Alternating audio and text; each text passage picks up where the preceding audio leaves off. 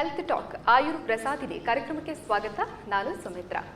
ಆರೋಗ್ಯವೇ ಭಾಗ್ಯ, ಈ ಒಂದು ಗಾದೆಯನ್ನ ನಾವು ಹಲವಾರು ಬಾರಿ ಹೇಳಿರ್ತೀವಿ, ಕೇಳಿರ್ತೀವಿ ಕೂಡ. ಆದರೆ ಆರೋಗ್ಯ ಅನ್ನುವಂಥದ್ದು ನಮಗೆ ಭಾಗ್ಯ ಆಗಬೇಕು ಅಂತ ಹೇಳಿದ್ರೆ ನಾವು ಆರೋಗ್ಯವಾಗಿರುವಂತಹ ಅತ್ಯಂತ ಚೆನ್ನಾಗಿರುವಂಥ ಆಹಾರಗಳನ್ನು ಸೇವನೆ ಮಾಡಬೇಕು. ಆದರೆ ದಿನನಿತ್ಯದಲ್ಲಿ ಬೆಳಗ್ಗೆಯಿಂದ ಸಂಜೆ ರಾತ್ರಿ ನಾವು ಊಟ ಮಾಡಿ ಮಲಗೋ ಹೊತ್ತಿಗೆ ನಾವು ಎಷ್ಟು ಆರೋಗ್ಯಕರವಾಗಿರುವಂಥ ಆಹಾರವನ್ನು ಸೇವನೆ ಮಾಡ್ತೀವಿ, ಎಷ್ಟು ಜಂಕ್ ಫುಡ್ಗಳನ್ನು ಸೇವನೆ ಮಾಡ್ತೀವಿ ಅನ್ನೋದನ್ನು ನಾವು ಯೋಚನೆ ಮಾಡಬೇಕಾಗುತ್ತೆ. ನಮ್ಮ ಹಿರಿಯರು ಅಥವಾ ನಾವು ಮಕ್ಕಳಾಗಿದ್ದಾಗ ನಮಗೆ ಆರೋಗ್ಯವಾಗಿರುವಂತಹ ಆಹಾರಗಳು ಸಿಗ್ತಾ ಇತ್ತು. ಯಾಕೆಂತ ಹೇಳಿದರೆ ಪ್ರತಿನಿತ್ಯ ಕೂಡ ನಾವು ಇವಾಗ ಸೊಪ್ಪು ತರಕಾರಿಗಳಾಗಿರ್ಬೋದು ಅಥವಾ ಕೆಲವೊಂದು ಹಣ್ಣುಗಳಾಗಿರ್ಬೋದು, ಇವೆಲ್ಲವೂ ನಮಗೆ ಪ್ರಕೃತಿ ದತ್ತವಾಗಿ ಸುಲಭವಾಗಿ ಸಿಗ್ತಾ ಇತ್ತು. ಹಾಗಾಗಿ ನಾವು ಅದನ್ನು ಸೇವನೆ ಮಾಡ್ತಾ ಇದ್ವಿ. ಅದರ ಜೊತೆಗೆ ಗಾಳಿ ಮಳೆ ಇವೆಲ್ಲದಕ್ಕೂ ಕೂಡ ಮೈಯೊಡ್ಡಿ ನಾವು ಎಂಜಾಯ್ ಮಾಡ್ತಾ ಇದ್ವಿ.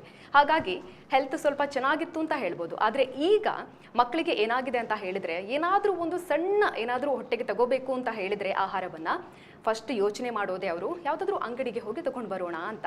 ಹಾಗೆಯೇ ಹೊಟ್ಟೆ ತುಂಬ ತಿನ್ನಬೇಕು ಅಂತ ಹೇಳಿದರೆ ಕೂಡ ಯೋಚನೆ ಮಾಡೋದು ಯಾವುದಾದ್ರೂ ಹೋಟೆಲ್ಗೆ ಹೋಗೋಣ, ಯಾವುದಾದ್ರೂ ಅಂಗಡಿಗೆ ಹೋಗೋಣ, ಜಂಕ್ ಫುಡ್ಗಳನ್ನು ತಗೊಳ್ಳೋಣ, ಚಾಟ್ಸ್ಗಳನ್ನು ತಗೊಳ್ಳೋಣ ಅಂತ ಯೋಚನೆ ಮಾಡ್ತಾರೆ.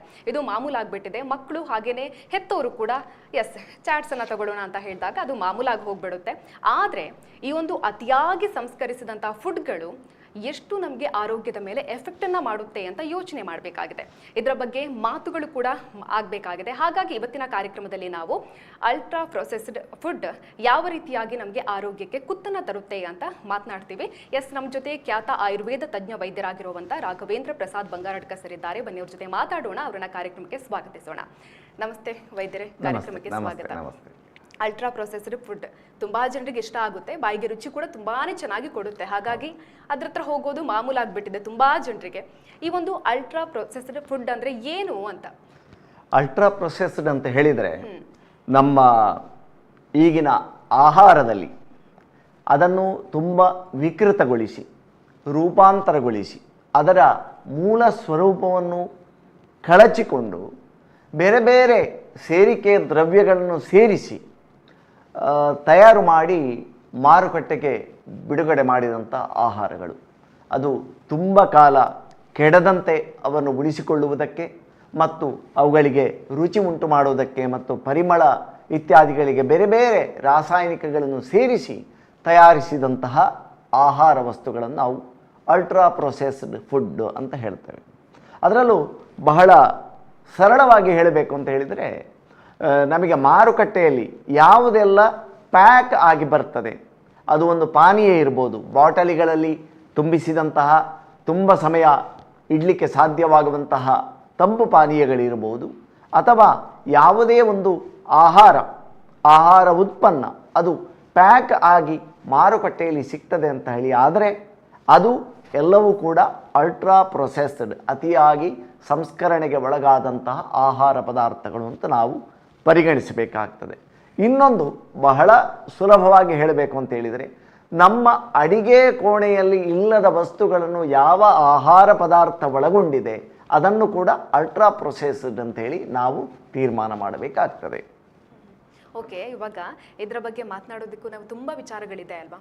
ಯಾಕೆ ನಾವು ಮಾತಾಡಬೇಕು ಅನ್ನುವಂಥದ್ದನ್ನು ಹೇಳೋದಾದ್ರೆ ಮೊದಲನೇದಾಗಿ ಅಂದರೆ ನೋಡಿ, ಈಗ ನಮ್ಮ ಆಹಾರ ಪದ್ಧತಿಯ ಬಹುಭಾಗವನ್ನು ಈ ಅತಿಯಾಗಿ ಸಂಸ್ಕರಿಸಿದ ಆಹಾರಗಳು ಅಲ್ಟ್ರಾ ಪ್ರೊಸೆಸ್ಡ್ ಫುಡ್ ಅಂತ ನಾವೇನು ಹೇಳ್ತೇವೆ, ಅದು ಎಲ್ಲ ನಮ್ಮ ಆಹಾರ ಪದ್ಧತಿಯನ್ನು ಅಥವಾ ಫುಡ್ ಕಲ್ಚರ್ ಅಂತ ನಾವು ಹೇಳ್ತೇವೆ ಎಲ್ಲವನ್ನೂ ಆಕ್ರಮಿಸಿಬಿಟ್ಟಿದೆ. ನಾವು ಯಾವುದೇ ಒಂದು ಕಾರ್ಯಕ್ರಮಕ್ಕೆ ಹೋದರೂ ಕೂಡ ಅಲ್ಲಿ ಅಲ್ಟ್ರಾ ಪ್ರೊಸೆಸ್ಡ್ ಫುಡ್ ಅದರ ಒಂದು ಅವತಾರವನ್ನು, ಅದರ ಒಂದು ಪ್ರದರ್ಶನವನ್ನು, ಬಳಕೆಯನ್ನು ನಾವು ಕಾಣ್ತೇವೆ. ಅದು ಮದುವೆ ಇರಬಹುದು ಅಥವಾ ಯಾವುದೇ ಒಂದು ಸಣ್ಣ ಪೂಜೆ ಇರ್ಬೋದು, ಸಣ್ಣ ಕಾರ್ಯಕ್ರಮ ಇರ್ಬೋದು, ಸಣ್ಣ ಮೀಟಿಂಗ್ ಇರ್ಬೋದು, ಇದು ಎಲ್ಲದರಲ್ಲೂ ಕೂಡ ಎಲ್ಲ ಕಡೆ ಕೂಡ ಈ ರೀತಿಯ ಅಲ್ಟ್ರಾ ಪ್ರೊಸೆಸ್ಡ್ ಫುಡ್ಸ್ ಇದರ ಭರಾಟೆಯನ್ನು ನಾವು ಕಾಣ್ತೇವೆ. ಆದರೆ ಇದು ಯಾವುದನ್ನು ಬಳಕೆ ಮಾಡುವಾಗಲೂ ಕೂಡ ನಮಗೆ ಅದರಿಂದಾಗುವ ಅದರಲ್ಲಿ ಏನಿದೆ ಅಂತ ಹೇಳಿ ಒಂದನೇದಾಗಿ ಗೊತ್ತಿರುವುದಿಲ್ಲ. ನಾವು ಸುಮ್ಮನೆ ತಿಂತಾ ಇರ್ತೇವೆ. ಈಗ ಒಂದು ಐಸ್ ಕ್ರೀಮ್ ಇರ್ಬೋದು ಅಥವಾ ಯಾವುದೇ ಒಂದು ಬಿಸ್ಕೆಟ್ ಇರ್ಬೋದು ಅಥವಾ ರಸ್ಕ್ ಇರ್ಬೋದು, ಬೇಕರಿ ಉತ್ಪನ್ನ ಇರ್ಬೋದು, ಅದರಲ್ಲಿ ಏನು ಇದೆ ಅಂತೇಳಿ ನಿಜವಾಗಿ ಕೇಳಿದರೆ ಯಾರಿಗೂ ಗೊತ್ತಿರೋದಿಲ್ಲ. ಅದನ್ನು ಯಾರೆಲ್ಲ ಬಳಕೆ ಮಾಡ್ತಾರೆ, ನಾವು ತಿಂತೇವೆ, ಆದರೆ ನಾವು ಏನನ್ನು ತಿಂತೇವೆ ಅಂತ ಹೇಳುವಂಥ ಮೂಲಭೂತವಾದ ಅರಿವು ನಮಗೆ ಯಾರಿಗೂ ಇಲ್ಲ. ಮತ್ತು ಅದರಲ್ಲಿ ಯಾವುದಾದ್ರೂ ಉಂಟು ಅಂತ ಗೊತ್ತಾದರೂ ಕೂಡ ಅದರಿಂದ ಏನು ಹಾನಿಯಾಗ್ತದೆ ಎನ್ನುವ ಒಂದು ಅರಿವು 100ಕ್ಕೆ 90 ಜನರಿಗೆ ಇಲ್ಲ. ಆದ ಕಾರಣ ಇದು ಅದರಲ್ಲಿ ಏನಿದೆ ಪ್ರತಿಯೊಬ್ಬನೂ ಕೂಡ ತಾನು ಯಾವುದೇ ಒಂದು ಆಹಾರ ಪದಾರ್ಥವನ್ನು ನಾವು ಮಾರ್ಕೆಟಿನಿಂದ ಪರ್ಚೇಸ್ ಮಾಡಿದರೆ ಅದರಲ್ಲಿ ಏನು ಇದೆ ಎಂದು ನೋಡುವಂಥ ಒಂದು ಅಭ್ಯಾಸವನ್ನು ರೂಢಿಸಿಕೊಳ್ಳುವುದಕ್ಕೆ ನಾವು ಈ ಕಾರ್ಯಕ್ರಮ ಮಾಡಬೇಕು. ಇನ್ನೊಂದು, ಅದರಲ್ಲಿ ಯಾವ ಯಾವ ವಸ್ತುಗಳು ಯಾವ ಯಾವ ರೀತಿಯ ಹಾನಿಯನ್ನು ನಮ್ಮ ಆರೋಗ್ಯದ ಮೇಲೆ ಮಾಡ್ತದೆ, ಯಾವ ರೀತಿಯ ಭಯಾನಕವಾದ ಒಂದು ದಾಳಿಯನ್ನು ನಮ್ಮ ಆರೋಗ್ಯದ ಮೇಲೆ ಮಾಡ್ತದೆ ಎನ್ನುವಂಥದ್ರ ಅರಿವಿಗೆ ಕೂಡ ನಮ್ಮ ಈ ಒಂದು ಚರ್ಚೆ, ಅಲ್ಟ್ರಾ ಪ್ರೊಸೆಸ್ಡ್ ಫುಡ್ ಇದರ ಬಗೆಗಿನ ಚರ್ಚೆ ಖಂಡಿತವಾಗಿ ಅಗತ್ಯ ಇದೆ. ನಾವು ಶಾಲೆಗಳಲ್ಲಿರ್ಬೋದು ಅಥವಾ ಕಾಲೇಜುಗಳಲ್ಲಿರ್ಬೋದು ಮಕ್ಕಳನ್ನು ಹೇಗೆ ಬುದ್ಧಿವಂತರನ್ನಾಗಿ ಮಾಡುವುದು ಎನ್ನುವುದರ ಬಗ್ಗೆ ಚರ್ಚೆ ಮಾಡ್ತೇವೆ. ಮಕ್ಕಳ ವಿದ್ಯಾಭ್ಯಾಸವನ್ನು ಹೇಗೆ ನಾವು ಇಂಪ್ರೂವ್ಮೆಂಟ್ ಮಾಡಬಹುದು ಎಂಬುದರ ಬಗ್ಗೆ ಚರ್ಚೆ ಮಾಡ್ತೇವೆ. ತಂದೆ ತಾಯಿಗಳು ಕೂಡ ತಮ್ಮ ಮಕ್ಕಳನ್ನು ಖುಷಿಪಡಿಸುವುದು ಹೇಗೆ, ಮಕ್ಕಳನ್ನು ಸಂತೋಷವಾಗಿಡುವುದು ಹೇಗೆ ಅಂತೇಳಿ ಇಂತಹ ಆಹಾರವನ್ನು ಕೊಡ್ತಾ ಸಂತೋಷಪಡಿಸ್ತಾರೆ. ಮಕ್ಕಳು ಹಠ ಮಾಡುವುದಕ್ಕೋಸ್ಕರ ಅಂತ ಇಂತಹ ಸಂಸ್ಕರಣೆಗೊಳಗಾದ ಆಹಾರವನ್ನು ಕೊಟ್ಟು ಮಕ್ಕಳ ಹಠವನ್ನು ನಿಲ್ಲಿಸ್ತಾರೆ. ಮಕ್ಕಳು ಹಠ ಮಾಡದ ಹಾಗೆ ಮಾಡಲಿಕ್ಕೆ ಏನು ಮಾಡಬೇಕೆನ್ನುವುದಕ್ಕೂ ಈ ಇಂಥ ಆಹಾರ ದ್ರವ್ಯಗಳನ್ನು ಬಳಸ್ತಾರೆ. ಮತ್ತು ಮಕ್ಕಳ ಆರೋಗ್ಯಕ್ಕೆ ಒಳ್ಳೆಯದು ಇದು ಅಂತ ಹೇಳಿ ಕಲ್ಪಿಸಿಕೊಳ್ಳುವ ತಂದೆ ತಾಯಂದಿರು ಇದ್ದಾರೆ. ಮತ್ತು ಇದರ ಗುಣಮಟ್ಟ ಬಹಳ ಶ್ರೇಷ್ಠವಾದದ್ದು ಅಂತ ತಿಳಿದುಕೊಂಡು ಇದನ್ನು ತಮ್ಮ ಮನೆಯಲ್ಲಿ ಬಳಕೆ ಮಾಡುವವರು ಇದ್ದಾರೆ. ಮತ್ತು ಇದನ್ನು ಬಳಕೆ ಮಾಡದಿದ್ದರೆ ತಾವು ಒಂದು ರೀತಿಯ ಈ ನಾಗರಿಕ ಸಮಾಜದಲ್ಲಿ ಸಲ್ಲುವುದಿಲ್ಲ, ನಮ್ಮ ಸ್ಟ್ಯಾಂಡರ್ಡ್ ತಾವು ತುಂಬ ಗುಣಮಟ್ಟದ ಒಂದು ಕುಟುಂಬ ಅಂತೇಳಿ ತೋರಿಸಿಕೊಳ್ಳುವುದಕ್ಕೆ ಕೂಡ ಇಂತಹ ವಸ್ತುಗಳನ್ನು ಬಳಕೆ ಮಾಡುವವರು ಇದ್ದಾರೆ. ಇವರೆಲ್ಲರಿಗೂ ಕೂಡ ಇದರಿಂದ ಆಗುವ ಹಾನಿಯ ಸಂದೇಶವನ್ನು ನಾವು ರವಾನಿಸಬೇಕಾಗ್ತದೆ. ಇತ್ತೀಚೆಗೆ ನಾನು ಕೆಲವು ಕಾರ್ಯಕ್ರಮಗಳಲ್ಲಿ ನೋಡ್ತಾ ಇದ್ದೇನೆ. ಏನು ಅಂತ ಕೇಳಿದರೆ, ಈಗ ಬಾಟಲ್ಡ್ ವಾಟರ್, ಹಾಗಾದರೆ ನಮ್ಮ ಹಿರಿಯರು ಎಲ್ಲ ಕುಡಿತಾ ಇದ್ದದ್ದು ಅಶುದ್ಧ ನೀರೆಯ ಪ್ರಶ್ನೆ ಕೇಳಿದ್ದು. ಮೊದಲು ಈ ಬಾಟಲ್ಡ್ ವಾಟರ್ ಇರಲಿಲ್ಲ. ಈಗ ಹಾಗಾದರೆ ನಮ್ಮ ಹಿರಿಯರೆಲ್ಲ ನೀರು ಕುಡ್ದೇ ಸತ್ತದ್ದ ಪ್ರಶ್ನೆ ಕೇಳುವುದು ನಾನು. ಅಂದರೆ ಅಶುದ್ಧ ನೀರನ್ನೇ ಕುಡಿತಾರೆ. ಈಗ ನಾವು ಶುದ್ಧವಾದ ನೀರು ಅಂತ ಬಾಟಲಿಗಳಲ್ಲಿ ಶುದ್ಧವಾದ ನೀರು ಎಂಬ ಹೆಸರಿನಲ್ಲಿ ಅಶುದ್ಧವಾದ ನೀರನ್ನು ಕೊಡ್ತಾ ಇದ್ದೇವಲ್ಲ. ಅಂದರೆ ಕ್ರಿಮಿನಾಶಕವನ್ನು ಎಲ್ಲ ಹಾಕಿ ಅದನ್ನು ಹಾಳಾಗದಾಗೆ ತುಂಬ ಸಮಯ ಇಡುವ ಹಾಗೆ ಮಾಡಿದಂಥ ನೀರನ್ನು ನಾವು ಕೊಡ್ತಾ ಇದ್ದೇವಲ್ಲ, ಅದು ಅಶುದ್ಧವ ಅಂತ ನಾವು ವಿಮರ್ಶೆ ಮಾಡಬೇಕು. ಮತ್ತೊಂದು ವಿಚಾರ ಏನಂತ ಹೇಳಿದರೆ, ಯಾವುದೇ ಒಂದು ಪ್ಯಾಕಿಂಗ್ ಮಾಡಿದ್ದನ್ನು ಅಥವಾ ಈ ಪ್ರಸ್ತುತ ಪರಿಸ್ಥಿತಿಯಲ್ಲಿ ಪ್ಯಾಕಿಂಗು ಕೂಡ ಅದರ ಪ್ಯಾಕೇಜಿಂಗಿನ ಲೇಬಲಿಂಗ್ ಅದರಲ್ಲಿ ಏನೆಲ್ಲ ಇದೆ ಅಂತ ಹೇಳುವುದನ್ನು ಕೂಡ ಸ್ಪಷ್ಟವಾಗಿ ನಮೂದಿಸದೇ ಇರುವಂತಹ ಉತ್ಪನ್ನಗಳು ಇವತ್ತು ಮಾರುಕಟ್ಟೆಯಲ್ಲಿ, ಅದು ಉದ್ಯಮದ ಪ್ರಭಾವದಿಂದಾಗಿ ಇವತ್ತು ಬಳಕೆಯಲ್ಲಿದೆ. ಅಂದರೆ ಅದರ ಬಹಳ ಚುಟುಕಾಗಿ ಏನು ಅಂತ ಅಡ್ಡಗೋಡೆಯಲ್ಲಿ ದೀಪ ಇಟ್ಟ ಹಾಗೆ ಒಂದು ಲೇಬಲ್ನಲ್ಲಿ ಬರೆಯುವಂಥದ್ದು, ಅದರಲ್ಲಿ ಏನಾದರೂ ಹಾನಿಕಾರಕ ವಸ್ತು ಇದ್ದರೆ ಅದನ್ನು ಬಹಳ ಸ್ಪಷ್ಟವಾಗಿ ತೋರಿಸದೆ ಪರೋಕ್ಷವಾಗಿ ಅದನ್ನು ಹೆಸರಿಸುವಂತಹ ಕೆಲವೊಂದು ತಂತ್ರಗಾರಿಕೆಗಳು ಕೂಡ ಇವತ್ತಿನ ಆಹಾರೋದ್ಯಮದ ಒಂದು ವಿಭಾಗ ಅನುಸರಿಸ್ತಾ ಇದೆ. ಈ ಎಲ್ಲ ಕಾರಣಕ್ಕೆ ಇದು ಇವತ್ತು ಏನು ಮಾಡ್ತಾ ಇದೆ ಅಂತೇಳಿ ನಾನು ಬಹಳ ಒಂದು ಸ್ಪಷ್ಟವಾಗಿ ಉಲ್ಲೇಖ ಮಾಡ್ತಾ ಇದ್ದೇನೆ. ದಯವಿಟ್ಟು ತಪ್ಪು ತಿಳ್ಕೊಳ್ಬೇಡಿ.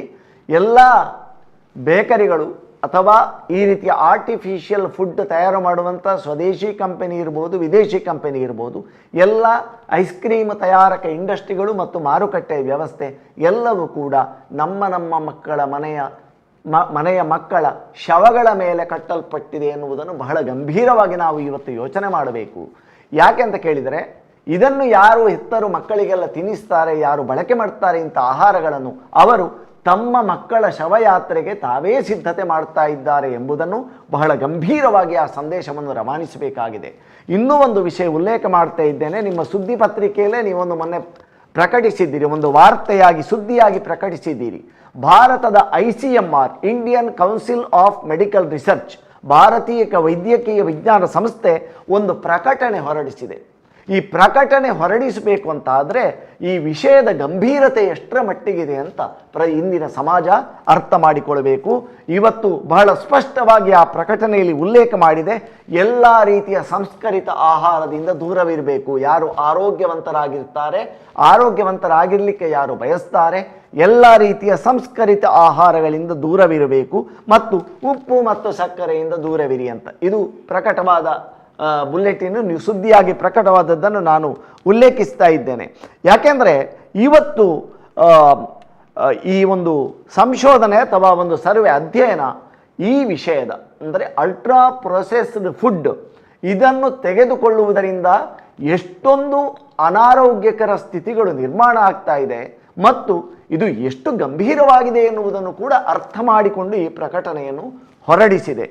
ಇವತ್ತು ನಾವು ಏನೇ ಒಂದು ಸಮಸ್ಯೆ ಆದರೂ ಕೂಡ ಇವತ್ತು ಸಡನ್ ನಿಂತಲ್ಲಿಯೇ ಹೃದಯಾಘಾತದಿಂದ ಕುಸಿದ ದಿನನಿತ್ಯ ತಾವೆಲ್ಲರೂ ಪತ್ರಿಕೆಯಲ್ಲಿ ಓದ್ತಾ ಇದ್ದೀರಿ.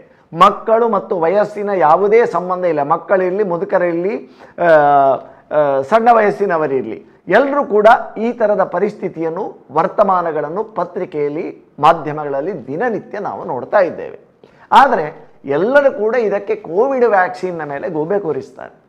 ನಾನು ಕೋವಿಡ್ ವ್ಯಾಕ್ಸಿನು ಭಾರಿ ಒಂದು ನಿರಪಾಯಕಾರಿಯಾದ ಒಂದು ಲಸಿಕೆ ಅಂತ ನಾನು ಹೇಳ್ತಾ ಇಲ್ಲ, ನಾನು ಅದನ್ನು ಉದ್ಘೋಷಣೆ ಮಾಡಲಿಕ್ಕೆ ಇಲ್ಲಿ ಕೂತ್ಕೊಳ್ಳಿಲ್ಲ. ಯಾಕೆ ಅಂತ ಕೇಳಿದರೆ ಯಾವುದೇ ಒಂದು ಔಷಧ ಇರ್ಬೋದು, ಯಾವುದೇ ಒಂದು ಲಸಿಕೆ ಇರ್ಬೋದು, ಅದು ಸರಿಯಾಗಿ ಅದರ ಅಪಾಯಗಳೇನು, ಅದು ಎಷ್ಟರ ಮಟ್ಟಿಗೆ ಹಾನಿಯೋ ಒಳ್ಳೆಯದೋ ತೊಂದರೆಗಳೇನು ಅಂತ ಅಧ್ಯಯನ ಮಾಡಲಿಕ್ಕೆ ವೈದ್ಯಕೀಯದ ಪ್ರಕಾರವೇ 15 ವರ್ಷಗಳ ಅವಧಿ ಆಬ್ಸರ್ವೇಷನ್ ಪೀರಿಯಡ್ ಬೇಕಾಗ್ತದೆ. ಯಾವುದೇ ಒಂದು ಲಸಿಕೆ ಅಥವಾ ಔಷಧ ಬಂದ 6 ತಿಂಗಳಲ್ಲೋ 1 ವರ್ಷದಲ್ಲೋ ಅದು ಸಂಪೂರ್ಣ ಸುರಕ್ಷಿತ ಅಂತ ಘೋಷಣೆ ಮಾಡುವ ಹಾಗೆ ಇಲ್ಲ, 1ನೇ ಪಾಯಿಂಟು. ಆದರೆ ನಾವು ಲಸಿಕೆಗಿಂತಲೂ ಮೊದಲಾಗಿ ಯೋಚನೆ ಮಾಡಬೇಕಾದ, ಕೋವಿಡ್ ಲಸಿಕೆಗಿಂತಲೂ ಗಂಭೀರವಾಗಿ ಯೋಚನೆ ಮಾಡಬೇಕಾದ ಹಲವು ಸಂಗತಿಗಳು ನಮ್ಮ ಮುಂದೆ ಇದೆ. ಅದರಲ್ಲಿ ಒಂದು ಈ ಅತಿ ಸಂಸ್ಕರಿತ ಆಹಾರದ ವಿಷಯ. ಇವತ್ತು ಹೃದಯಾಘಾತಕ್ಕೆ, ಕ್ಯಾನ್ಸರಿಗೆ ಮತ್ತು ನರಮಂಡಲದ ಕಾಯಿಲೆಗಳಿಗೆ ಕಾರಣವಾದಂತಹ ಒಂದು ಪ್ರಮುಖ ವಸ್ತುಗಳಾಗಿ ಇವತ್ತು ಈ ಅಲ್ಟ್ರಾ ಪ್ರೊಸೆಸ್ಡ್ ಅತಿ ಸಂಸ್ಕರಿತ ಆಹಾರಗಳು ಇದೆ. ಆದ ಕಾರಣ ಇದನ್ನು ತುಂಬ ಗಂಭೀರವಾಗಿ ನಾವು ಅಧ್ಯಯನ ಮಾಡಬೇಕು, ಇದರ ಬಗ್ಗೆ ಯೋಚನೆ ಮಾಡಬೇಕು, ಇದರ ಬಗ್ಗೆ ಒಂದು ವಿವೇಕವನ್ನು ಬೆಳೆಸಿಕೊಳ್ಳುವಂತಹ ಸಂಕಲ್ಪವನ್ನು ನಾವು ಮಾಡಬೇಕು. ಶಾಲೆಗಳಲ್ಲಿರ್ಬೋದು, ಕಾಲೇಜುಗಳಲ್ಲಿರ್ಬೋದು, ಮಕ್ಕಳಲ್ಲಿರ್ಬೋದು. ಆದ ಕಾರಣ ಇದು ತುಂಬ ಪ್ರಾಮುಖ್ಯ ಅಂತ ನನಗೆ ಅನಿಸ್ತಾ ಇದೆ.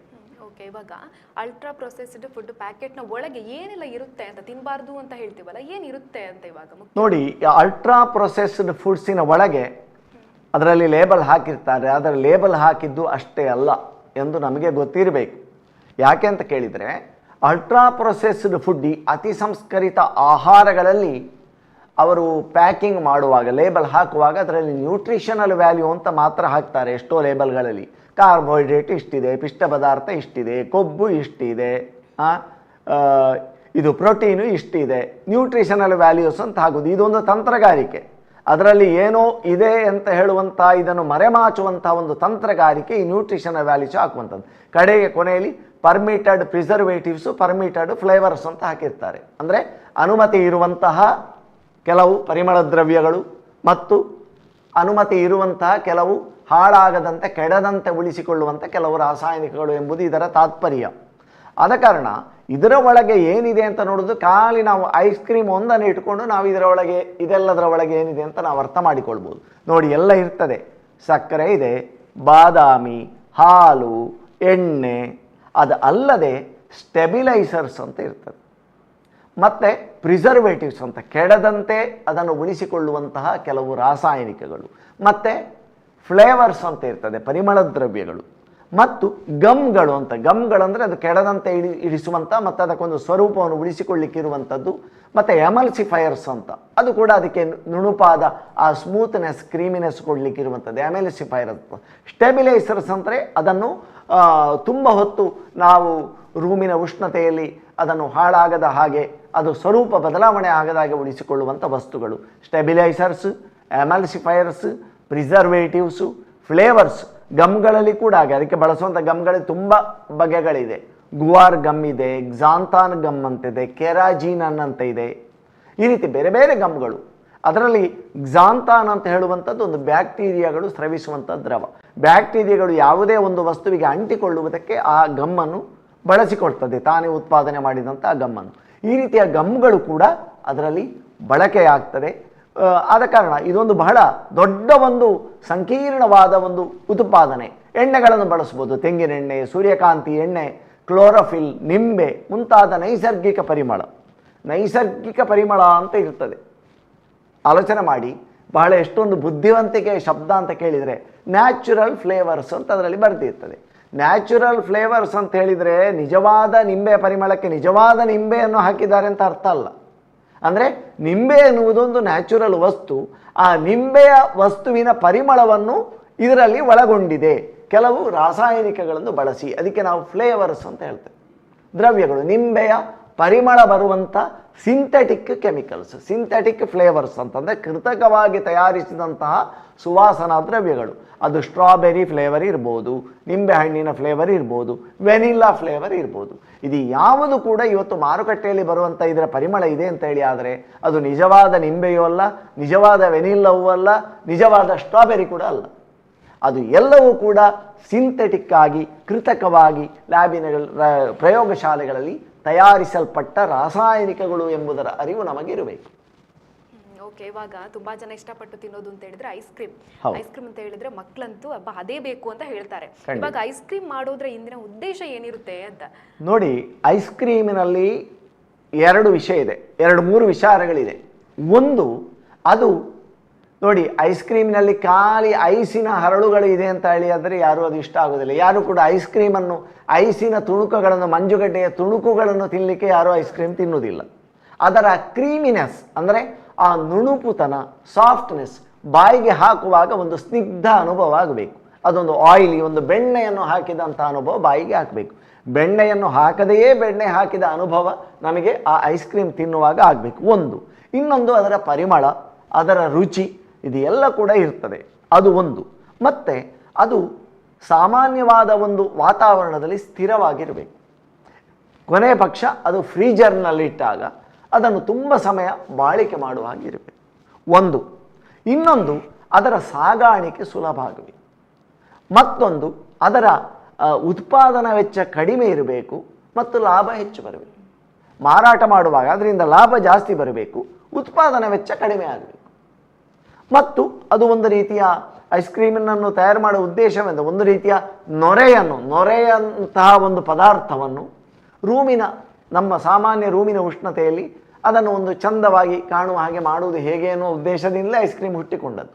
ಒಂದು ನುಣುಪಾದ, ಒಂದು ನಯವಾದ ಒಂದು ದ್ರವ್ಯವಾಗಿ, ಒಂದು ಪ್ಲೆಸೆಂಟ್, ಒಂದು ಖುಷಿ ಕೊಡುವ ಒಂದು ದ್ರವ್ಯನ್ನಾಗಿ ಅದರಲ್ಲಿ ಇರಬೇಕು ಅಂತ ಇಲ್ಲ. ಅದರಲ್ಲಿ ನಮಗೆ ದೇಹಕ್ಕೆ ಉಪಯೋಗವಾಗುವಂಥ ವಸ್ತು ಇರಬೇಕು ಅಂತ ಇಲ್ಲ. ಆರಂಭದಲ್ಲಿ ಬಹಳ ನೈಸರ್ಗಿಕವಾದ ವಸ್ತುಗಳನ್ನು ಬಳಸಿಯೇ, ಹಾಲು, ಬೆಣ್ಣೆ, ಎಣ್ಣೆ ಇತ್ಯಾದಿಗಳನ್ನು ಬಳಸಿಯೇ ಈ ಐಸ್ ಕ್ರೀಮ್ ಎನ್ನುವುದು ಆರಂಭದಲ್ಲಿ ವಿದೇಶದಲ್ಲಿ ಶುರುವಾದರೂ ಕೂಡ ನಂತರದ ದಿನಗಳಲ್ಲಿ ಅದು ಎಲ್ಲ ಅದರ ಒಂದೊಂದು ಮೂಲ ವಸ್ತುಗಳ ಬದಲಿಗೆ ಬೆಣ್ಣೆಯ ಬದಲಿಗೆ ಮತ್ತೊಂದು, ಎಣ್ಣೆಯ ಬದಲಿಗೆ ಮತ್ತೊಂದು, ಹೀಗೆ ಆರಂಭ ಆಗಿ ನಂತರ ಅದು ತುಂಬ ವಿಕಾರವಾಗಿ ಅದು ಬೇರೆ ಒಂದು ಸ್ವರೂಪವನ್ನು ಪಡ್ಕೊಂಡು ಇವತ್ತು ಮಾರುಕಟ್ಟೆಯಲ್ಲಿ ಚಾಲ್ತಿಯಲ್ಲಿದೆ. ಇವತ್ತು ಐಸ್ ಕ್ರೀಮ್ ಮಾಡಬೇಕಿದ್ರೆ ಹಾಲು, ಬೆಣ್ಣೆ, ಎಣ್ಣೆ ಬೇಕು ಅಂತ ಇಲ್ಲ. ಅದು ಇಲ್ಲದೆ ಕೃತಕವಾದ ರಾಸಾಯನಿಕಗಳನ್ನು ಬಳಸಿ ಐಸ್ ಕ್ರೀಮನ್ನು ತಯಾರು ಮಾಡಬಹುದು. ಓಕೆ, ಇವಾಗ ಒಬ್ರು ಗುಣಮಟ್ಟದ ಐಸ್ ಕ್ರೀಮ್ ಅನ್ನ ಮಾಡ್ತಾರೆ ಅಂತ ಹೇಳಿದ್ರೆ ಅವರು ಯಾವೆಲ್ಲ ವಿಚಾರಗಳನ್ನ ಫಾಲೋ ಮಾಡಬೇಕಾಗುತ್ತೆ ಅಂತ ನೋಡಿ. ಅವರ ಗುಣಮಟ್ಟದಲ್ಲಿ ವ್ಯತ್ಯಾಸ ಬರುವುದು ನೋಡಿ. ಮೂಲಭೂತ ದ್ರವ್ಯಗಳು, ರಾಸಾಯನಿಕಗಳು ಒಂದೇ ಇರ್ತದೆ. ಕೆಲವು ಒಳ್ಳೆಯ ಕಂಪನಿಗಳು ಪಾಮ್ ಆಯಿಲನ್ನು, ಪಾಮ್ ಸ್ಟಿಯರಿಕ್ ಅಂತ ಇದೆ, ಅದನ್ನು ಸ್ಟಿಯರೇಟ್ ಅಂತ ಇದೆ, ಅದನ್ನು ಯೂಸ್ ಮಾಡ್ಬೋದು. ಪಾಮ್ ಆಯಿಲನ್ನು ಯೂಸ್ ಮಾಡ್ಬೋದು. ಮತ್ತು ಅದರ ಜೊತೆಗೆ ಅಲ್ಲಿ ಭಿನ್ನತೆ ಮತ್ತು ಆಕರ್ಷಣೆ ಕಾಣುವುದು ಎಲ್ಲಿ ಅಂತೇಳಿ ಒಂದು ಕಲರ್. ಸಿಂಥೆಟಿಕ್ ಅಂದರೆ ಕೃತಕವಾದ ಬಣ್ಣವನ್ನು ಬಳಸಿ ನಮಗೊಂದು ನೋಡಿದ ಕೂಡಲೇ ಒಂದು ತಿನ್ನಬೇಕು ಅಂತ ಎರಡು ವಿಷಯಗಳಲ್ಲಿ ಕಾಣ್ತದೆ.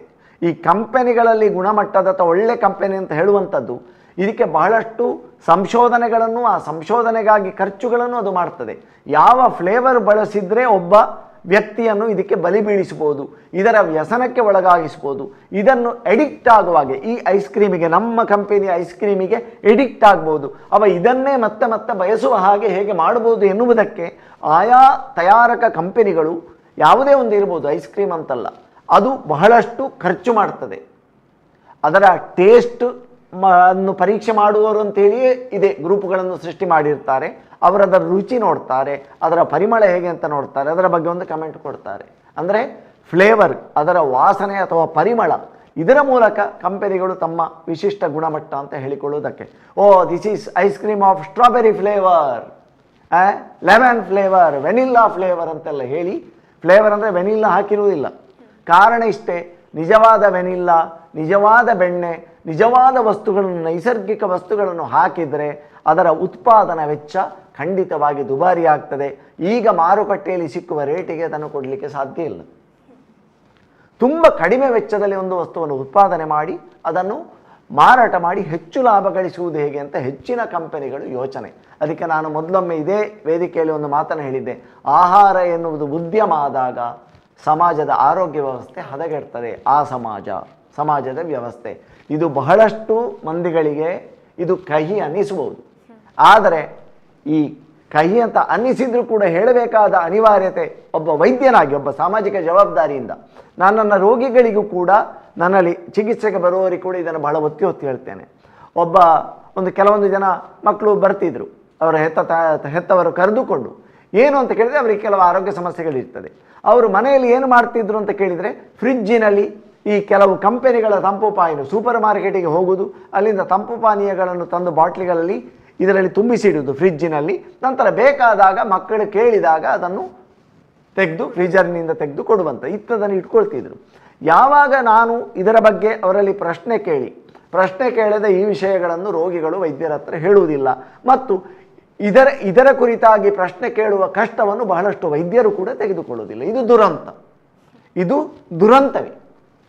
ಯಾಕೆಂತ ಕೇಳಿದರೆ, ಇದನ್ನು ಸರಿಪಡಿಸದೆ ನಾವು ಆಯುರ್ವೇದದಲ್ಲಿರುವ ರಸಾಯನ ಕೊಡಲಿ ಅಥವಾ ಆಯುರ್ವೇದದ ಬಾರಿ ಉತ್ತಮ ಔಷಧ ಕೊಡಲಿ, ಅದ್ಭುತವಾದ ಔಷಧಗಳನ್ನೇ ಕೊಟ್ಟರೂ ಕೂಡ ಅಲ್ಲಿ ಮೂಲ ಸಮಸ್ಯೆ ಹಾಗೇ ಇರ್ತದೆ, ಕಾಯಿಲೆ ಗುಣ ಆಗುವುದಿಲ್ಲ. ನೋಡಿ, ಆ ಮಕ್ಕಳಲ್ಲಿ ನಾನು ಗಮನಿಸಿದ್ದು, ಅಂತಹ ತಂಪು ಪಾನೀಯಗಳನ್ನು ನಿಲ್ಲಿಸಿದ್ರು. ನಂತರ ನನ್ನ ಸೂಚನೆ ಮೇರೆಗೆ ಈ ಬೇಕರಿ ಉತ್ಪನ್ನಗಳನ್ನು ಕೊಡುವುದನ್ನು ಸಂಪೂರ್ಣ ಬಂದ್ ಮಾಡಿದರು. ಎಷ್ಟು ಸುಲಭವಾಗಿ, ಎಷ್ಟು ಸಹಜವಾಗಿದೆ. ನಾನು ಉತ್ಪ್ರೇಕ್ಷೆಗೆ ಹೇಳ್ತಾ ಇಲ್ಲ, ಆರೋಗ್ಯ ಸಮಸ್ಯೆಗಳು ಚಿಕಿತ್ಸೆಗೆ ಸ್ಪಂದಿಸಿತು ಅಂತ ಹೇಳಿದರೆ, ಆಯುರ್ವೇದ ಚಿಕಿತ್ಸೆಗೆ ಆಧುನಿಕ ಔಷಧದ ಸಹಾಯ ಇಲ್ಲದೆ ಬಹಳ ಅದ್ಭುತವಾದ ಒಂದು ಫಲಿತಾಂಶವನ್ನು ಆ ಮಕ್ಕಳಲ್ಲಿ ಅದು ಕೊಟ್ಟಿತು. ಕಾರಣ ಇಷ್ಟೇ, ನಾನು ಬರೀ ಔಷಧ ಕೊಟ್ಟದ್ದಲ್ಲ, ಆಹಾರದ ಕುರಿತಾಗಿ ಅವರ ಆಹಾರ ಏನಿದೆ ಅಂತ ಕಂಪ್ಯೂಟರ್ ಸ್ಟಡಿ ಮಾಡಿ ದಾಖಲೆ ಮಾಡಿಕೊಂಡು ಅವರಿಗೆ ಆ ಸ್ಪಷ್ಟ ಸೂಚನೆಗಳನ್ನು ನಿರ್ದೇಶನ ಮಾಡಿದೆ, ಮತ್ತು ಅವರ ಹೆತ್ತವರು ಅದನ್ನು ಪಾಲಿಸಿದ್ರು ಕೂಡ. ಎಲ್ಲರೂ ಈ ರೀತಿ ಕೇಳ್ತಾರೆ ಅಂತೆಲ್ಲ ವೈದ್ಯರು ಇದನ್ನು ಹೇಳುವಾಗ ಕೆಲವು ಹೆತ್ತವರೇ ಯೋಚನೆ ಮಾಡ್ಬೋದು, ಇದನ್ನೆಲ್ಲ ಮಾಡುವುದಿದ್ದರೆ ನಮಗೆ ವೈದ್ಯರು ಮದ್ದು ಕೊಡುವುದು ಯಾಕೆ, ಮದ್ದಿನ ಪ್ರಯೋಜನ ಏನು ಅಂತ. ಅಂದರೆ ಬಹಳಷ್ಟು ರೋಗಿಗಳಿಗೆ ಅಥವಾ ಮಕ್ಕಳ ಚಿಕಿತ್ಸೆಗೆ ಬರುವ ಹೆತ್ತವರಿಗೆ ಏನಿರುತ್ತೆ ಅಂತ ಹೇಳಿ ಈ ರೀತಿಯ ರಿಸ್ಟ್ರಿಕ್ಷನ್ಗಳನ್ನು ಹೇಳಬಾರದು. ಔಷಧ ಕೊಟ್ಟು ವೈದ್ಯರು ಕಮ್ಮಿ ಮಾಡಬೇಕು. ಆಯುರ್ವೇದಕ್ಕಾಗಿ ಬಂದಿದ್ದಾರೆ ಅಂತ ಹೇಳ್ತಾರೆ. ಆಹಾರದ ನಿಯಮಗಳನ್ನು ಪಾಲಿಸುವ ಒಂದು ಆಸಕ್ತಿ ಹೆಚ್ಚಿನ ಹೆತ್ತವರಲ್ಲಿ ಕಾಣುವುದಿಲ್ಲ. ಈ ರೀತಿ ಅಂದರೆ ಒಂದು ಉತ್ಪಾದನೆ ಮಾಡುವಾಗ ಅದರ ಗುಣಮಟ್ಟ ಹೆಚ್ಚಿಕೆಗಿಂತ ಎಡಿಟಿವ್ಸ್ ಅಂತ ಹೇಳ್ತಾರೆ, ಅಂದರೆ ಸೇರ್ಪಡೆಯ ರಾಸಾಯನಿಕಗಳು, ಸೇರ್ಪಡೆಯ ದ್ರವ್ಯಗಳು. ಅದು ಬಣ್ಣದ ರೂಪದಲ್ಲಿರ್ಬೋದು, ವಾಸನೆಯ ಪರಿಮಳ ರೂಪದಲ್ಲಿರ್ಬೋದು, ಯಾವುದೇ ರೂಪದಲ್ಲಿರ್ಬೋದು, ಅಥವಾ ಕೆಡದಂತೆ ಹಾಳಾಗದೆ ಮಾಡುವಂಥ ರಾಸಾಯನಿಕ ರೂಪದಲ್ಲಿ ಇದು ಎಲ್ಲವೂ ಕೂಡ. ಆದ ಕಾರಣ ಒಂದು ಐಸ್ ಕ್ರೀಮ್, ಒಂದು ಅತಿ ಸಂಸ್ಕರಿತ ಆಹಾರ ಪದಾರ್ಥ, ಅಲ್ಟ್ರಾ ಪ್ರೊಸೆಸ್ಡ್ ಫುಡ್ ಅಂತ ಹೇಳಿದರೆ ಅದರಲ್ಲಿ 15-20 ಬಗೆಯ ರಾಸಾಯನಿಕಗಳಿರ್ತದೆ. ಇದರಲ್ಲಿರುವ ಒಂದೊಂದು ರಾಸಾಯನಿಕಗಳು ಮಾರಕ ಆಗಿರ್ತದೆ. ಹಾಗಿರುವಾಗ ಈ ಎಲ್ಲ ಮಾರಕ ರಾಸಾಯನಿಕಗಳು ಒಟ್ಟಿಗೆ ಸೇರಿದರೆ ಎಷ್ಟು ಹಾನಿ ಉಂಟು ಮಾಡಬಹುದು ಅಂತ ನೀವು ಆಲೋಚನೆ ಮಾಡಿ. ಓಕೆ, ಇವಾಗ ಸಂಸ್ಕರಿಸಿದ ಅಂತ ಹೇಳಿದ್ರೆ ಏನು ಅಂತ? ಸಂಸ್ಕರಣೆ ಅಂತ ಹೇಳಿದರೆ ನಾವು ಪ್ರೊಸೆಸ್ಡ್ ಅಂತ ನಾವು ಹೇಳ್ತೇವೆ. ಖಾಲಿ ನಾವೊಂದು ಹಪ್ಪಳವನ್ನು ಮನೆಯಲ್ಲಿ ಹುರಿತೇವೆ, ಅದು ಸಂಸ್ಕರಣೆ, ಬರೀ ಸಂಸ್ಕರಣೆ. ಆದರೆ ಅಲ್ಟ್ರಾ ಪ್ರೊಸೆಸ್, ಅತಿ ಸಂಸ್ಕರಿತ ಆಹಾರ ಏನು ವ್ಯಾಪ್ತಿಗೆ ನಾವು ತರುವುದಿಲ್ಲ. ಯಾವಾಗ ಸಂಸ್ಕರಣೆ ಅಥವಾ ಅಲ್ಟ್ರಾ ಪ್ರೊಸೆಸ್ ಅಂತ ಆಗ್ತದೆ, ಒಂದು ಅದನ್ನು ರಿಫೈನ್, ಅದನ್ನು ಶುದ್ಧೀಕರಣ ಅಂತ ಹೇಳುವ ಹೆಸರಿನಲ್ಲಿ, ಶುದ್ಧೀಕರಣ ಅಲ್ಲ ಅದು, ಶುದ್ಧೀಕರಣ ಅಂತ ಹೇಳುವ ಹೆಸರಿನಲ್ಲಿ ಅವರು ಅದನ್ನು ಕ್ಲೀನ್ ಮಾಡುವ ಒಂದು ಕೆಮಿಕಲ್ ಪ್ರೊಸೆಸ್ಸಿಂಗ್ ಒಳಗಾಗಿಸ್ತಾರೆ. ಒಂದು ರಿಫೈನಿಂಗ್ ಅಂತ ನಾವು ಹೇಳ್ತೇವೆ. ಇನ್ನೊಂದು ಮೋಡಿಫಿಕೇಷನ್, ಅದನ್ನು ಬೇರೆ ಬೇರೆ ರೀತಿಯಲ್ಲಿ ಅಪೀಲ್ ಆಗಿ ಆಕರ್ಷಕವಾಗಿ ಕಾಣುವ ಹಾಗೆ ಮತ್ತು ಅದನ್ನು ಬಳಸುವವರಿಗೆ ಒಂದು ಖುಷಿ ಕೊಡುವ ಹಾಗೆ ಅದನ್ನು ರೂಪಾಂತರಗೊಳಿಸ್ತಾರೆ, ಬೇರೆ ಬೇರೆ ಎಡಿಟಿವ್ಸ್ಗಳನ್ನು ಸೇರಿಸಿ, ಬೇರೆ ಬೇರೆ ದ್ರವ್ಯಗಳನ್ನು ಸೇರಿಸಿ. ಆಗ ಅದು ಅಲ್ಟ್ರಾ ಪ್ರೊಸೆಸ್ಡ್ ಫುಡ್ ಅಂತ ಹೇಳಿ ಕರೆಸಿಕೊಳ್ತಾರೆ. ಓಕೆ, ಇದರೊಂದು ಕಾಲ್ ಇದೆ, ಮಾತಾಡೋಣ. ಹಲೋ. ಹಲೋ, ಮೇಡಮ್ ನಮಸ್ತೆ. ನಮಸ್ತೆ, ನಿಮ್ಮ ಹೆಸರು? ಫಾತಿಮಾ ಅಂತ. ಫಾತಿಮಾ ಅವರು ಎಲ್ಲಿಂದ ಕಾಲ್ ಮಾಡ್ತಿದ್ದೀರಾ? ಬನ್ನೂರು. ಬನ್ನೂರಿಂದ. ಓಕೆ, ನಮ್ಮ ವೈದ್ಯರಿದ್ದಾರೆ, ಮಾತಾಡಿ. ನಮಸ್ತೆ ಅಮ್ಮ, ಹೇಳಿ ಅಮ್ಮ. ಸರ್, ಇದು ಐಸ್ ಕ್ರೀಮ್ ಅಲ್ಲಿ ನ್ಯಾಚುರಲ್ ಐಸ್ ಕ್ರೀಮ್ ಅಂತೇಳಿ ಹೇಳ್ತಾರಲ್ಲ, ಈಗ ನಾವು ಮೇಳಗಳಿಗೆಲ್ಲ ಅಂದ್ರೆ ಬಹಳ ಗೊತ್ತಾಯ್ತು ನಿಮ್ಮ ನ್ಯಾಚುರಲ್ ಐಸ್ ಕ್ರೀಮ್ ತಿನ್ಬಹುದು ಹಾಗೆ ಹೀಗೆ ಅಂತೆಲ್ಲ ಹೇಳ್ತಾರೆ. ಅದು ಎಷ್ಟು ಒಳ್ಳೇದು ಸರ್? ಅಂದ್ರೆ ಅದ್ರಲ್ಲಿ ಏನಾದ್ರು ಕೆಮಿಕಲ್ ಇದೆಯಾ? ನೋಡಿ, ಹೇಗೆ? ಬಹಳ ಒಳ್ಳೆಯ ಪ್ರಶ್ನೆ ಕೇಳಿದೆ. ನಿಮ್ಮ ಪ್ರಶ್ನೆ ನನಗೆ ಅರ್ಥ ಆಯಿತು. ಇವತ್ತು ನಾನು ಇದಕ್ಕೆ ಬಹುಶಃ ದೀರ್ಘವಾಗಿ ಉತ್ತರಿಸಬೇಕಾಗ್ತದೆ. ಇವತ್ತು ನ್ಯಾಚುರಲ್, ನೈಸರ್ಗಿಕ, ಸಾವಯವ ಅಂತ ಹೇಳುವ ಶಬ್ದಗಳನ್ನು ಬಳಸಿಕೊಂಡು ಇವತ್ತು ಒಂದು ದೊಡ್ಡ ದಂಧೆ ನಡೀತಾ ಇದೆ. ಅರ್ಥ ಮಾಡಿಕೊಳ್ಳಿ, ದೊಡ್ಡ ದಂಧೆ ನಡೀತಾ ಇದೆ. ಅದು ಪುತ್ತೂರು, ಮಂಗಳೂರು, ಬೆಂಗಳೂರು, ಬೊಂಬೈ, ಡೆಲ್ಲಿ ಎಲ್ಲ ಕಡೆ ಅದು ಬಹಳ ವ್ಯಾಪಿಸಿಕೊಂಡಿದೆ. ನೋಡಿ, ನ್ಯಾಚುರಲ್, ನಾನಾಗೆ ಒಂದು ಉದಾಹರಣೆ ಕೊಟ್ಟೆ. ನ್ಯಾಚುರಲ್ ಫ್ಲೇವರ್ಸ್ ಅಂತ ಇದೆ, ಲೇಬಲಲ್ಲಿ ಇದೆ. ಅರ್ಥ ಏನು? ನಿಂಬೆ ಹುಳಿ ಉಂಟು ಅಂತ ಅರ್ಥ ಅಲ್ಲ. ಈಗ ಒಂದು ನಿಂಬೆ ಹುಳಿಯದ್ದು ನ್ಯಾಚುರಲ್ ಫ್ಲೇವರ್ ಅಂತ ಅಂದರೆ ನಿಂಬೆ ಹುಳಿಯ ಕೃತಕವಾಗಿ ತಯಾರಿಸಿದಂತಹ ಫ್ಲೇವರ್, ಸುವಾಸನಾ ಕೆಮಿಕಲ್ ಅದರಲ್ಲಿ ಇದೆ ಅಂತ ಅರ್ಥ. ಇವತ್ತು ನ್ಯಾಚುರಲ್ ಆಗಿ ಐಸ್ ಕ್ರೀಮು ನೀವು ಮನೆಯಲ್ಲೇ ಹಾಲು, ಬೆಣ್ಣೆ, ಎಣ್ಣೆ ಇತ್ಯಾದಿಗಳನ್ನು ಬಳಸಿ ಐಸ್ ಕ್ರೀಮ್ ಮಾಡಿದರೆ ಅದನ್ನು ನಾನು ಒಪ್ಪಿಕೊಳ್ತೇನೆ. ಆ ಐಸ್ ಕ್ರೀಮನ್ನು ನಾನು ಕೂಡ ತಿಂತೇನೆ, ಬೇಕಾದರೆ ನೀವು ತಯಾರು ಮಾಡಿ ನನಗೆ ಹೇಳಿ. ಆದರೆ ಯಾವುದು ಮಾರುಕಟ್ಟೆಯಲ್ಲಿ ಬರ್ತದೆ ಮತ್ತು ಆ ಸ್ವರೂಪವನ್ನು ಅದಕ್ಕೆ ಕೊಡಬೇಕಿದ್ರೆ ಅದಕ್ಕೆ ಕೆಲವು ನ್ಯಾಚುರಲ್ ಅಂತ ಇಲ್ಲ, ನ್ಯಾಚುರಲ್ ಅಲ್ಲದ ಸಂಗತಿಗಳು ಹಲವು ಸೇರ್ಪಡೆ ಆಗಿರ್ತದೆ. ಅದು ಗಾಂಧಾರಿ ಮೆಣಸಿನ ಐಸ್ ಕ್ರೀಮ್ ಇರ್ಬೋದು, ಚಿಕ್ಕುವಿನ ಐಸ್ ಕ್ರೀಮ್ ಇರ್ಬೋದು. ಸಾವಯವ ಅಂತ ಹೇಳಿಕೆ ಇದು ಸಾಯುವಂತಹ ಆಗುವ ಪರಿಸ್ಥಿತಿ ಬಂದಿದೆ. ಯಾಕೆಂದರೆ ಇವತ್ತು ನೀವು ಕೆಲವು ವರ್ತಮಾನಗಳನ್ನು ಕೇಳಿರ್ಬೋದು. ದೇಸಿ ತುಪ್ಪ, ಸಾವಯವ ಇತ್ಯಾದಿಗಳ ಹೆಸರಿನಲ್ಲಿ ಏನೊಂದು ದೊಡ್ಡ ದಂಧ ನಡೀತಾ ಇದೆ ಅಂತ ಹೇಳಿದರೆ ಬಹಳ ಆಘಾತಕಾರಿಯಾಗಿದೆ. ಇತ್ತೀಚೆಗೆ ದೇಸಿ ತುಪ್ಪ ಅಂತೇಳಿ ಕೆಮಿಕಲ್ ಸೇರಿಸಿ ತಯಾರು ಮಾಡಿದಂಥ ವಸ್ತುಗಳನ್ನು ನಾವು ಕೆಲವು ವಾರ್ತೆಗಳಲ್ಲಿ ಓದಿದ್ದೇವೆ, ಕಣ್ಣಾರೆ ಕಂಡಿದ್ದೇವೆ. ಆದ ಕಾರಣ ಕೆಲವರು ಹೇಳ್ತಾರೆ ನಮ್ಮ ಕಣ್ಣೆದುರಿನಲ್ಲಿಯೇ ಮಾಡಿಕೊಡ್ತಾರೆ ಅಂತ. ಸರಿ, ಒಪ್ಪಿಕೊಳ್ಳುವ.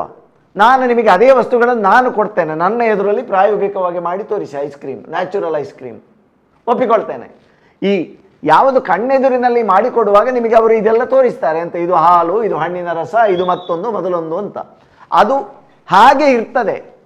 ಬೆಣ್ಣೆಯ ಹಾಗೆ ಕಾಣುವಂತಹ ಇನ್ನೊಂದು ಇರ್ತದೆ, ಆದರೆ ನೋಡುವಾಗ ಬೆಣ್ಣೆ ಅಂತ ಹೇಳಿ ನಿಮಗೆ ಅದು ನ್ಯಾಚುರಲ್ ಹಾಕಿ ಮಾಡಿದ್ದು, ನನ್ನ ಕಣ್ಣ ಮುಂದೆಯೇ ಮಾಡಿಕೊಟ್ರು, ಬಹಳ ನೈಸರ್ಗಿಕ ಅಂತ ನ್ಯಾಚುರಲ್ ಅಂತೇಳಿ ಕಾಣ್ತದೆ.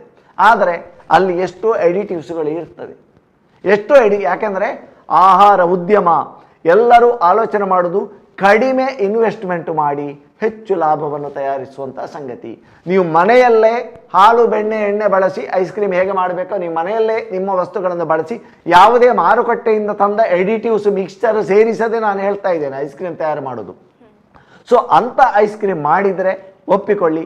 ಆದರೆ ನಿಮ್ಮ ಕಣ್ಣೆದುರಿನಲ್ಲಿಯೇ ಮಾಡಿದರೂ ಕೂಡ ಅಂಥ ಐಸ್ ಕ್ರೀಮು ಖಂಡಿತವಾಗಿ ಬೇಡ. ಅದು ನ್ಯಾಚುರಲ್ ಅಂತ ಹೇಳುವ ಹೆಡ್ಡಿಂಗ್ ಮಾತ್ರ, ಶೀರ್ಷಿಕೆ ಮಾತ್ರ. ಅದರಲ್ಲಿ ಅದು ಆ ಸ್ವರೂಪ ಬರಬೇಕಿದ್ರೆ ಅದಕ್ಕೆ ಕೆಮಿಕಲ್ ಹಾಕ್ತಾರೆ. ಮತ್ತು ಅದು ಹಾಳಾಗದೆ ಅವರು ಇಡಬೇಕಲ್ಲ, ಒಂದು ಕಡೆಯಿಂದ ಮತ್ತೊಂದು ಕಡೆಗೆ ಅದನ್ನು ಸಾಗಾಣಿಕೆ ಮಾಡಬೇಕಲ್ಲ. ಎಲ್ಲದಕ್ಕೂ ಅನುಕೂಲವಾಗುವಾಗ ಅದಕ್ಕೆ ಸ್ಟೆಬಿಲೈಸರ್ಸು ಎಲ್ಲ ಹಾಕಿರ್ತಾರೆ, ಅದಕ್ಕೆ ಪರಿಮಳ ಬರಲಿಕ್ಕೆ. ನಿಜವಾದ ಚಿಕ್ಕು ಹಾಕಿದರೆ ಅದು ಈ ರೇಟಿಗೆ ಕೊಡಲಿಕ್ಕೆ ಸಾಧ್ಯ ಇಲ್ಲ. ನಿಜವಾದ ಗಾಂಧಾರಿ ಮೆಣಸು ಹಾಕಲಿದ್ದರೆ ಐಸ್ ಕ್ರೀಮ್ ತಿನ್ನಲಿಕ್ಕೆ ಸಾಧ್ಯ ಇಲ್ಲ. ಹಾಗಿದ್ದ ಪರಿಸ್ಥಿತಿ. ಆದ ಕಾರಣ ಯಾವುದೇ ಒಂದು ಸಂಗತಿ ನಾನು ಹೇಳ್ತಾ ಇರೋದೇನಂತ ಹೇಳಿದರೆ, ಹೊರಗಿನದ್ದನ್ನು ಯಾವುದೂ ನಂಬುವುದಕ್ಕೆ ಕಷ್ಟ.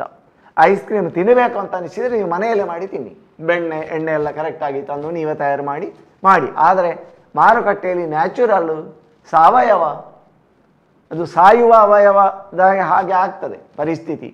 ಸಾವಯವ ಮತ್ತು ನೈಸರ್ಗಿಕ, ಸಹಜ ಇದೆಲ್ಲ ಬರ್ತದಲ್ಲ, ಇದೆಲ್ಲ ಖಂಡಿತವಾಗಿ ಜನರನ್ನು ಮರುಳುಗೊಳಿಸುವ ಶಬ್ದಗಳು. ನಾನು ಬಹಳ ಸ್ಪಷ್ಟ ಉಲ್ಲೇಖ ಮಾಡ್ತಾ ಇದ್ದೇನೆ. ತಾವು ಅರ್ಥ ಮಾಡಿಕೊಳ್ಬೇಕು ಮತ್ತು ತಮ್ಮ ಮಕ್ಕಳಿಗೆ ಇದನ್ನು ಶಿಕ್ಷಣ ಕೊಡಬೇಕು. ತಮ್ಮ ಮಕ್ಕಳಿಗೆ ಅಥವಾ ತಮ್ಮ ಗೊತ್ತಿದ್ದ ಬಳಿಗೆ ನ್ಯಾಚುರಲ್ ಆದ ಇದೆಲ್ಲ ಏನು ಅಂತ ಗೊತ್ತುಂಟಾ? ಈ ಬರ್ತದಲ್ಲ ಪರ್ಮಿಟೆಡ್ ಫ್ಲೇವರ್ಸು, ಪರ್ಮಿಟೆಡ್ ಎಡಿಟಿವ್ಸು ಅಂತೆಲ್ಲ ಇರ್ತದೆ ಲೇಬಲಲ್ಲಿ. ಅಂದರೆ ಅನುಮತಿ ಇದ್ದದ್ದು ಅಂತ. ಅನುಮತಿ ಇದ್ದಂದರೆ ಕಾನೂನುಬದ್ಧವಾಗಿ ಪರ್ಮಿಟ್ ಇದೆ ಅಂತ ಅರ್ಥ. ನಾನು ಇದನ್ನು ಏನು ಶಬ್ದದಿಂದ ಕರೀತೇನೆ ಅಂತೇಳಿ ಲೀಗಲೈಸ್ಡ್ ಪಾಯ್ಸನ್ಸ್, ಕಾನೂನುಬದ್ಧವಾದ ವಿಷಗಳು ಅಂತ. ಎಷ್ಟೋ ಸಂಗತಿಗಳಲ್ಲಿ ಸಿಹಿ ಇರ್ತದೆ, ಸಕ್ಕರೆ ಇರುವುದಿಲ್ಲ. ಹಾಗೆಂತೇಳಿ ಸಕ್ಕರೆ ಬಾರಿ ಒಳ್ಳೆಯದು ಅಂತ ನಾನು ಹೇಳಿದ್ದಲ್ಲ, ಸಕ್ಕರೆಯಿಂದ ದೂರ ಇರಿ ಅಂತ ICMR ಪ್ರಕಟಣೆ ಹೊರಡಿಸಿದೆ. ಸಕ್ಕರೆ ಕೂಡ ಇಲ್ಲ ಅಂತ, ಅದರ ಬದಲಿಗೆ ಸ್ಯಾಕರಿನ್ ಎನ್ನುವಂತಹ ಇನ್ನೊಂದು ಕೃತಕ ಸಿಹಿ ರಾಸಾಯನಿಕ ಇರ್ತದೆ. ಯಾವನೋ ಒಬ್ಬ ವಿಜ್ಞಾನಿ ಲ್ಯಾಬಿನಲ್ಲಿ ಪ್ರಯೋಗಶಾಲೆಯಲ್ಲಿ ಕೋಲ್ ಟಾರ್ ಇದರ ಬಗ್ಗೆ ಸಂಶೋಧನೆ ಮಾಡ್ತಾ ಇರಬೇಕಾದ್ರೆ ಕೈ ತೊಳಿಲಿಕ್ಕೆ ಮರ್ತು ಹೋಗ್ತದೆ ಅವನಿಗೆ. ಕೋಲ್ ಟಾರ್ ಅಂತ ಹೇಳಿದರೆ ಅದೊಂದು ತ್ಯಾಜ್ಯ ದ್ರವ್ಯ, ಪೆಟ್ರೋಲಿಯಂ ಇದರಲ್ಲಿ ಉತ್ಪಾದನೆ ಕೋಲ್ ಟಾರ್, ಅದು ತ್ಯಾಜ್ಯ ದ್ರವ್ಯ. ಸೊ ಆ ತ್ಯಾಜ್ಯ ದ್ರವ್ಯವನ್ನು ಅವನು ಸಂಶೋಧನೆ ಪ್ರಯೋಗ ಮಾಡ್ತಾ ಇದ್ದಾಗ ಕೈ ತೊಳೆಯುವುದಕ್ಕೆ ಬಾಕಿಯಾಗಿ ಅವನು ತಿಂದ ವಸ್ತುಗಳೆಲ್ಲ ಸಿಹಿಯಾಗಲಿಕ್ಕೆ ಶುರುವಾಗ್ತದೆ. ಆಗ ಅವನು ಇದರಲ್ಲಿ ಏನೋ ಇದೆ ಅಂತೇಳಿ ನಂತರ ಆ ಮೂಲಕ ಸ್ಯಾಕರಿನ್ ಎನ್ನುವಂಥ ವಸ್ತುವಿನ ಸಂಶೋಧನೆ ಆಗ್ತದೆ. ಅದನ್ನು ಇವತ್ತು ಜಗತ್ತಿನ ಬಹುಭಾಗ ಉದ್ಯಮಗಳು ಎಲ್ಲೆಲ್ಲ ಸಿಹಿ ಬೇಕೋ, ಎಲ್ಲೆಲ್ಲ ಸಿಹಿ ಇರ್ತದೆ, ಅಲ್ಲೆಲ್ಲ ಸಕ್ಕರೆ ಬದಲಿಗೆ ಸ್ಯಾಕರಿನ್ ಎನ್ನುವ ವಸ್ತುವನ್ನು ಬಳಸ್ತಾರೆ. ಇದು ಸಕ್ಕರೆಗಿಂತ 300 ಪಟ್ಟು ಹೆಚ್ಚು ಸಿಹಿ ಕೊಡುವಂಥದ್ದು. ಆದ ಕಾರಣ 5 kg ಸಕ್ಕರೆ ಹಾಕುವಲ್ಲಿ 5 ಗ್ರಾಮ್ ಸ್ಯಾಕರಿನ್ ಹಾಕಿದರೆ 5 kg ಸಕ್ಕರೆ ಹಾಕಿದ ಸಿಹಿ ಉಂಟಾಗ್ತದೆ.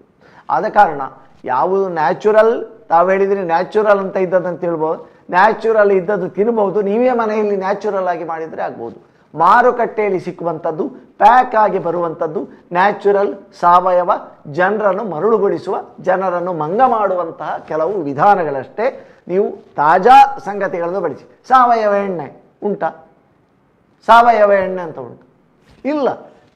ಅಂದರೆ ರಿಫೈನ್ ಮಾಡದ ಗಾಣದ ಎಣ್ಣೆ ನಮಗೆ ಆಗಬೇಕು, ಅಷ್ಟೇ ಆಗಬೇಕಾದ್ದು. ಸಾವಯವ ಎಣ್ಣೆ ಆಗಬೇಕು ಅಂತ ಇಲ್ಲ. ಯಾರು ಹೇಳಿದ್ದು ಸಾವಯವ ಎಣ್ಣೆ ಆಗಬೇಕು ಅಂತ?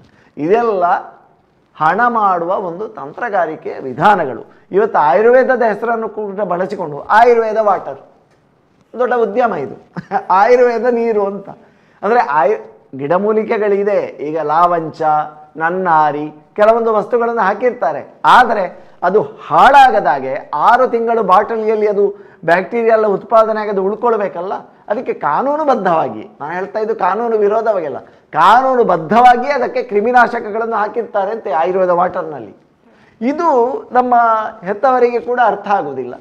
ಮತ್ತು ನಮ್ಮ ಬರ್ತ್ಡೇ ಎಲ್ಲ ಒಂದು ಆಚರಣೆ ನೋಡಿದರೆ ಇದು ಇಂಥ ಉತ್ಪನ್ನಗಳನ್ನು ಬಳಸದೆ ಮಾಡಿದರೆ ಅದು ಸ್ಟ್ಯಾಂಡರ್ಡ್ ಕಡಿಮೆ ಅನ್ನುವಂಥ ಭಾವನೆ ತಂದೆ ತಾಯಿಗಳಲ್ಲಿ ಇದೆ.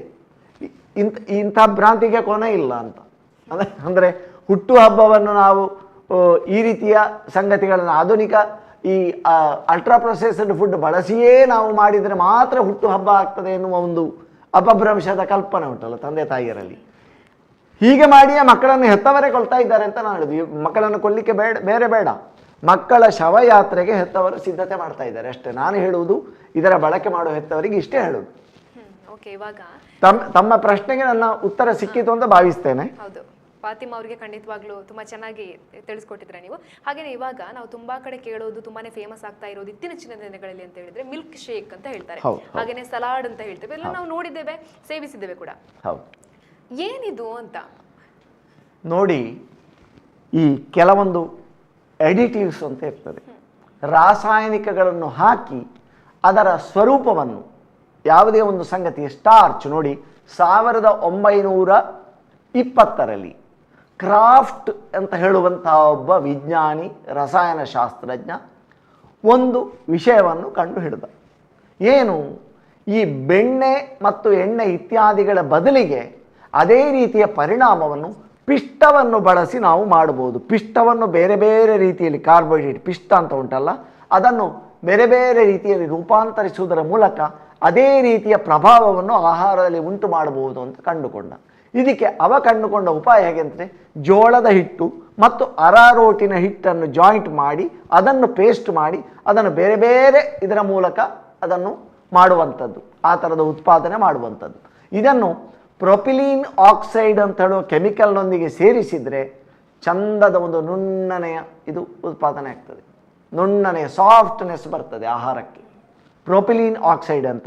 ಅದು ನಾವು ಸಲಾಡ್ ಅಂತ ಹೇಳೋದು ನಾವು ಮನೆಯಲ್ಲಿ ಮಾಡುವಂಥ ಮುಳುಸೌತೆ ಸಲಾಡನ್ನು ನಾನು ಹೇಳ್ತಾ ಇಲ್ಲ. ಈ ಕ್ರೀಮ್ ಇಂಡಸ್ಟ್ರಿಯಲ್ಲಿ, ಉದ್ಯಮದಲ್ಲಿ ಇಂಡಸ್ಟ್ರಿಯಲ್ಲಿ ಬಳಸುವ ಸಲಾಡ್, ಈಗ ನಾವು ಫ್ರೂಟ್ ಸಲಾಡ್ ಅಂತ ಹೇಳ್ತೇವೆ, ಆ ರೀತಿಯ ಸಲಾಡ್ಗಳ ಬಗ್ಗೆ, ಅಂದರೆ ವಿದೇಶದ ಆ ಸಲಾಡ್ ಎನ್ನುವ ಪರಿಭಾಷೆಯಲ್ಲಿ ನಾನು ಬಳಸ್ತಾ ಇದ್ದೇನೆ. ಸೊ ಆ ಸ್ವರೂಪವನ್ನು, ನುಣ್ಣನೆಯ ಒಂದು ಸ್ವರೂಪ ಬರ್ತದೆ ಇದಕ್ಕೆ, ಪ್ರೊಪಿಲೀನ್ ಆಕ್ಸೈಡ್ ಅಂತ ಹೇಳುವ ರಾಸಾಯನಿಕವನ್ನು ಸೇರಿಸಿದರು.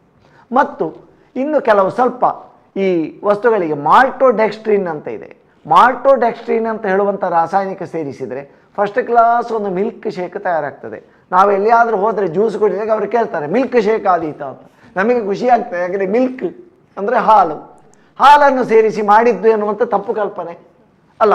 ನಮಗೆ ಅದು ತಪ್ಪು ಕಲ್ಪನೆ ಅಂತ ಗೊತ್ತಿರುವುದಿಲ್ಲ, ನಮಗೆ ಕಲ್ಪನೆ ಹಾಗೆ ಬರ್ತದೆ. ತಪ್ಪು ಕಲ್ಪನೆ ಅಂತ ಇದು ಗೊತ್ತಾದ ಮೇಲೆ ಗೊತ್ತಾಗುವುದು. ಅದು ಮಾಲ್ಟೋಡೆಕ್ಸ್ಟ್ರಿನ್ ಅಂತ ಹೇಳುವಂಥ ರಾಸಾಯನಿಕವನ್ನು ಸೇರಿಸಿ ಆ ಮಿಲ್ಕ್ ಶೇಕ್ ಉತ್ಪನ್ನ ಆಗುವುದು ಅಂತ. ಆದ ಕಾರಣ ಅಂಥದ್ದನ್ನು ಸೇರಿಸಿ ಮಿಲ್ಕ್ ಶೇಕ್ ಮಾಡಲಿಕ್ಕೆ ಆಗ್ತದೆ. ಈ ರೀತಿ ಬೇರೆ ಬೇರೆ ರೀತಿಯ ಸ್ವರೂಪವನ್ನು ಇದಕ್ಕೆ ಕೊಡಲಿಕ್ಕೆ ಆಗ್ತದೆ. ತಾವು ಕೇಳಿದ ಪ್ರಶ್ನೆ ಏನು? ಸಲಾಡ್ ಅಥವಾ ಮಿಲ್ಕ್ ಶೇಕ್. ಈ ರೀತಿಯ ಇದನ್ನು ಬಳಸಿ ಅದಕ್ಕೆ ನಾವು ಆ ರೀತಿಯ ಸ್ವರೂಪವನ್ನು ಕೊಡಲಿಕ್ಕೆ ಆಗ್ತದೆ. ಆದ ಕಾರಣ ಒಂದು ಕಂಡ ಕೂಡಲೇ ಅದುವೇ ಅಂತಲ್ಲ, ಅದು ಅಂದರೆ ಮೂಲ ವಸ್ತುವಿನ ಹಾಗೆಯೇ ಕಾಣುವಂಥ ಇನ್ನೊಂದು ವಸ್ತುವನ್ನು ಇವತ್ತು ಆಹಾರೋದ್ಯಮದಲ್ಲಿ ಬಳಸಲಾಗ್ತದೆ ಮತ್ತು ಬಳಕೆಯಾಗ್ತಾನೇ ಇದೆ. ಬೆಣ್ಣೆ ಇಲ್ಲದೆ ಬೆಣ್ಣೆ ಹಾಗೆ ಕಾಣುವ ಇನ್ನೊಂದು ವಸ್ತು, ಎಣ್ಣೆ ಇಲ್ಲದೆ ಎಣ್ಣೆ ಹಾಗೆ ಕಾಣುವಂಥದ್ದು, ಹಾಲಿಲ್ಲದೆ ಹಾಲಿನ ಹಾಗೆ ಕಾಣುವಂಥದ್ದು. ಅಂದರೆ ಈ ಬದಲಿ ವಸ್ತುಗಳಂತೆ ಆಲ್ಟರ್ನೇಟಿವ್ ಎಡಿಟಿವ್ಸು ಇವತ್ತು ಬಹಳ ಮಾರಕವಾದ ಪ್ರಮಾಣದಲ್ಲಿ ಬೆಳವಣಿಗೆ ಆಗ್ತಾ ಇದೆ. ಯಾಕೆ ಅಂತ ನೀವು ಕೇಳ್ಬೋದು. ಯಾಕೆ ಅಂತ ಕೇಳಿದರೆ ಕೇವಲ ಉತ್ಪಾದನಾ ವೆಚ್ಚ ಕಮ್ಮಿ ಮಾಡಲಿಕ್ಕೆ, ಬೇರೆ ಎಂಥದ್ದು ಇಲ್ಲ. ಉತ್ಪಾದನಾ ವೆಚ್ಚ ಕಮ್ಮಿ ಮಾಡಲಿಕ್ಕೆ ಆಲ್ಟರ್ನೇಟಿವ್ಸ್ ಬಳಸುವಂಥದ್ದು ಮತ್ತು ಅದನ್ನು ಸ್ವಲ್ಪ ವಾಸನೆ ಇಲ್ಲದೆ ಮತ್ತು ಕೆಡದ ಹಾಗೆ ಬಹಳ ಸಮಯ ಉಳಿಸಿಕೊಳ್ಳಿಕ್ಕೆ ಈ ಥರ ಆಲ್ಟರ್ನೇಟಿವ್ಸ್ ಬಳಸ್ಕೊಳ್ಳಿ. ಓಕೆ ವೈದ್ಯರೇ, ನಾವು ಇನ್ನಷ್ಟು ಮಾತಾಡೋಣ. ವೀಕ್ಷಕರೇ, ಇನ್ನಷ್ಟು ವಿಚಾರಗಳನ್ನ ಮಾತಾಡ್ತೀವಿ ಸಣ್ಣ ವಿರಾಮದ ಬಳಿಕ.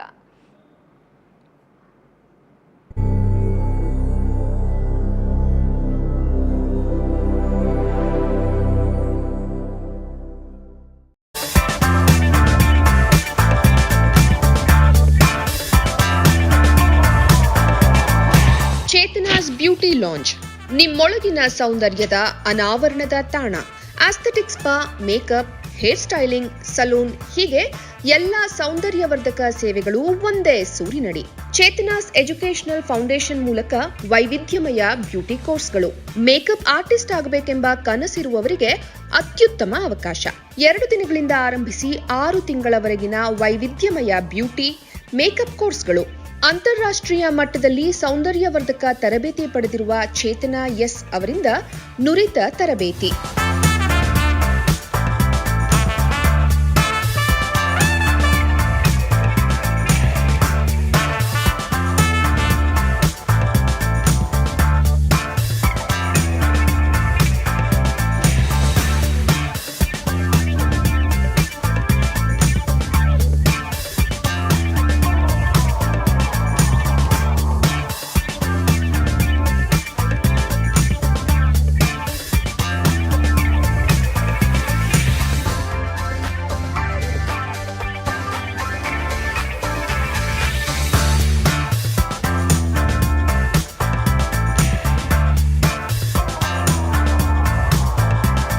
ಈ ಅದ್ಭುತ ಅವಕಾಶವನ್ನ ಸದುಪಯೋಗಪಡಿಸಿಕೊಳ್ಳಿ.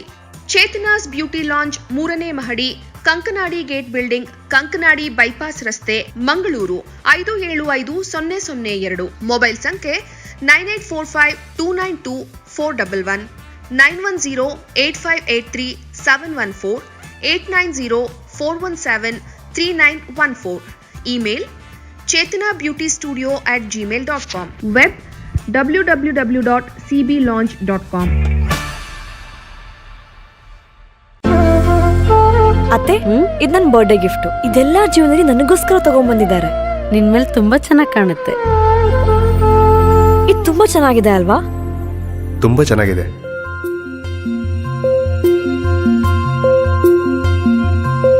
It will look really good on you. Amma? Huh? Mother is always son's first love.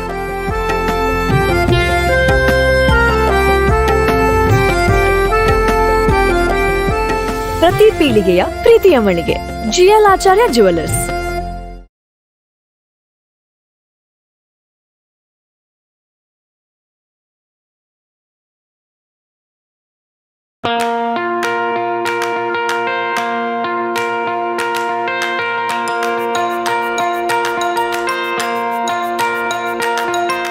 Dr. M.V. Shetty Institutions, Mangaluru. Empowering dreams and achieving greatness since 1985. Dr. M.V. Shetty College prides itself in its history of 38 years. It undertook path-breaking initiatives in Indian higher education with the introduction of innovative and modern curricula, insistence on academic discipline, imparting of holistic education, and adoption of global higher education practices with the support of creative and dedicated staff. First private college in Karnataka offering diverse healthcare programs offers you multiple of courses.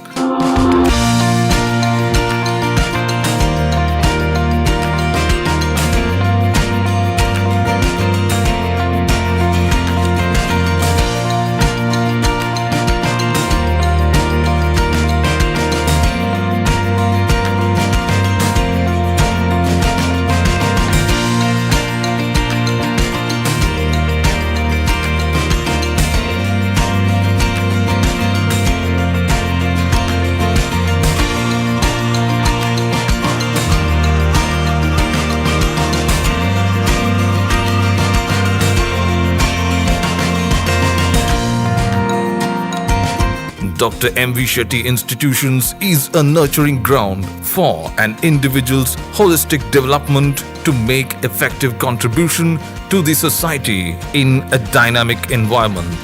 Dr. M.V. Shetty Institutions, Kavu Road, Vidyanagar, Mangaluru, Karnataka, 575013. Contact 0824 248 1048, 0824 248 1096.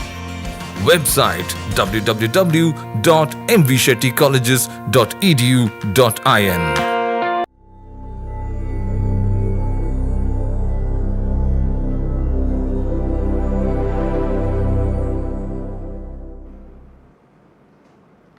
ವಿರಾಮದ ಬಳಿಕ ಮತ್ತೆ ಕಾರ್ಯಕ್ರಮಕ್ಕೆ ಸ್ವಾಗತ. Doctor, ನಾವು ಮಾತಾಡ್ತಾ ಇದ್ವಿ, ಇವಾಗ ನೀವು ಪ್ರಾರಂಭದಲ್ಲಿ ಹೇಳಿದ್ರೆ ಪ್ರಾಡಕ್ಟ್ಗಳಿಗೆ ಗಮ್ಮನ್ನು ಯೂಸ್ ಮಾಡ್ತಾರೆ ಅಂತ.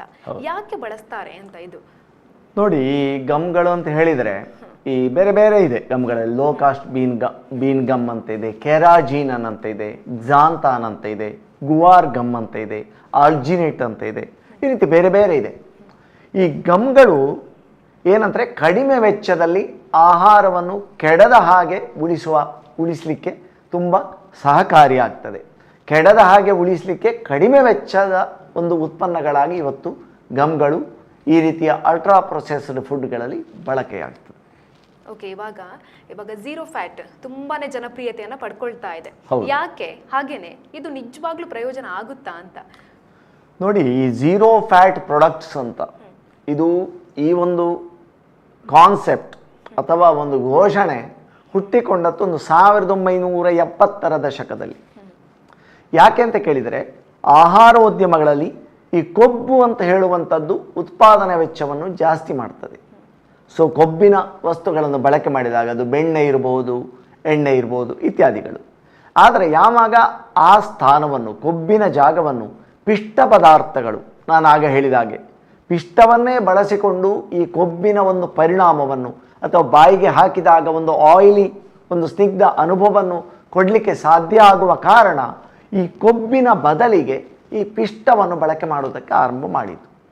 ಆಗ ಸಹಜವಾಗಿ ಈ ಗಮ್ಮು ಮತ್ತು ಪಿಷ್ಟ ಪದಾರ್ಥ ಇದನ್ನೆಲ್ಲ ಬಳಕೆ ಮಾಡಿ ಉತ್ಪಾದನೆಯಾದ ಆಹಾರಗಳು ಕೊಬ್ಬಿನಂಶ ಕಡಿಮೆ ಇರುವುದರಿಂದ ತಮ್ಮ ಆರೋಗ್ಯವನ್ನು ಕಾಪಾಡುತ್ತವೆ ಎನ್ನುವ ಪರಿಕಲ್ಪನೆಯನ್ನು ಜನರಲ್ಲಿ ಹುಟ್ಟಿಸಲಿಕ್ಕೆ ಈ ಘೋಷಣೆ ಹುಟ್ಟಿಕೊಂಡಿತು.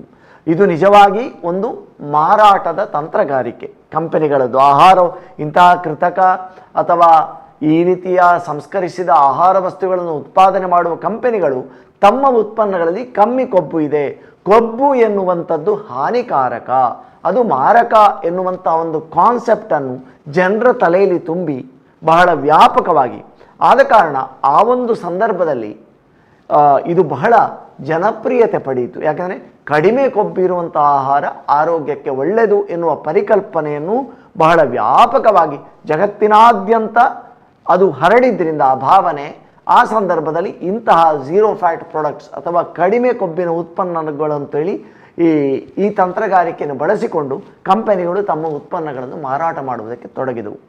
ನಿಜವಾಗಿ ಕೊಬ್ಬು ಅಂತ ಹೇಳುವಂಥದ್ದು ಶರೀರಕ್ಕೆ ಬೇಕಾದ ಅಂಶ ಮತ್ತು ಕೊಬ್ಬಿನಲ್ಲಿ ಸಿಗಬೇಕಾದ ಫ್ಯಾಟ್ ಸೊಲ್ಯುಬಲ್ ವಿಟಾಮಿನ್ಸ್ ಅಂತ ಇದೆ. Vitamin A, vitamin D, vitamin E, vitamin K ಈ ಎಲ್ಲ ವಿಟಾಮಿನ್ಗಳು ಕೊಬ್ಬಿನ ಮೂಲಕವೇ ಸಿಗಬೇಕಷ್ಟೆ, ಅದು ಬೇರೆ ಮಾಧ್ಯಮಗಳ ಮೂಲಕ ಸಿಕ್ಕುವುದಕ್ಕೆ ಸಾಧ್ಯವಿಲ್ಲ. ಆದ ಕಾರಣ ಕೊಬ್ಬಿನ ಅಂಶ ದೇಹಕ್ಕೆ ಬೇಕೇ ಬೇಕು. ಆದರೆ ಆ ವಿಷಯವನ್ನು ಮರೆಮಾಚಿ ಕೊಬ್ಬು ಕಡಿಮೆ ಇದರಲ್ಲಿ, ಆದ ಕಾರಣ ಈ ಆಹಾರವನ್ನು ಹೆಚ್ಚು ಸೇವಿಸಿ ಅಂತ ಹೇಳಿ ಬಹಳ ಪ್ರಚಾರ ಕೊಟ್ಟಿತು. ಆದರೆ ಆಶ್ಚರ್ಯ ಏನು ಅಂತ ಕೇಳಿದರೆ, ಬಹಳ ಆಸಕ್ತಿದಾಯಕ ಸಂಗತಿ ಏನಂತ ಹೇಳಿದರೆ, ಈ ಕೊಬ್ಬು ಕಡಿಮೆ ಅಂತ ಹೇಳಿದ ಆಹಾರಗಳು ಅದು ಇತರ ಕಾಯಿಲೆಗಳನ್ನು ಕೂಡ ಹೆಚ್ಚು ಮಾಡಿತು.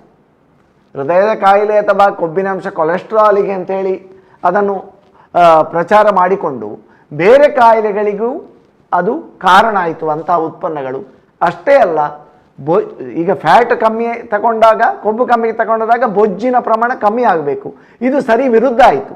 ಇಂತಹ ಆಹಾರೋತ್ಪನ್ನಗಳು, ಅಲ್ಟ್ರಾ ಪ್ರೊಸೆಸ್ಡ್ ಫುಡ್, ಕಡಿಮೆ ಕೊಬ್ಬಿದೆ ಅಂತ ಇವರು ಹೇಳಿಕೊಂಡಂಥ ಆಹಾರಗಳಿಂದಾಗಿ ಬೊಜ್ಜಿನ ಪ್ರಮಾಣದಲ್ಲಿ ಏರಿಕೆ ಕಂಡಿತು.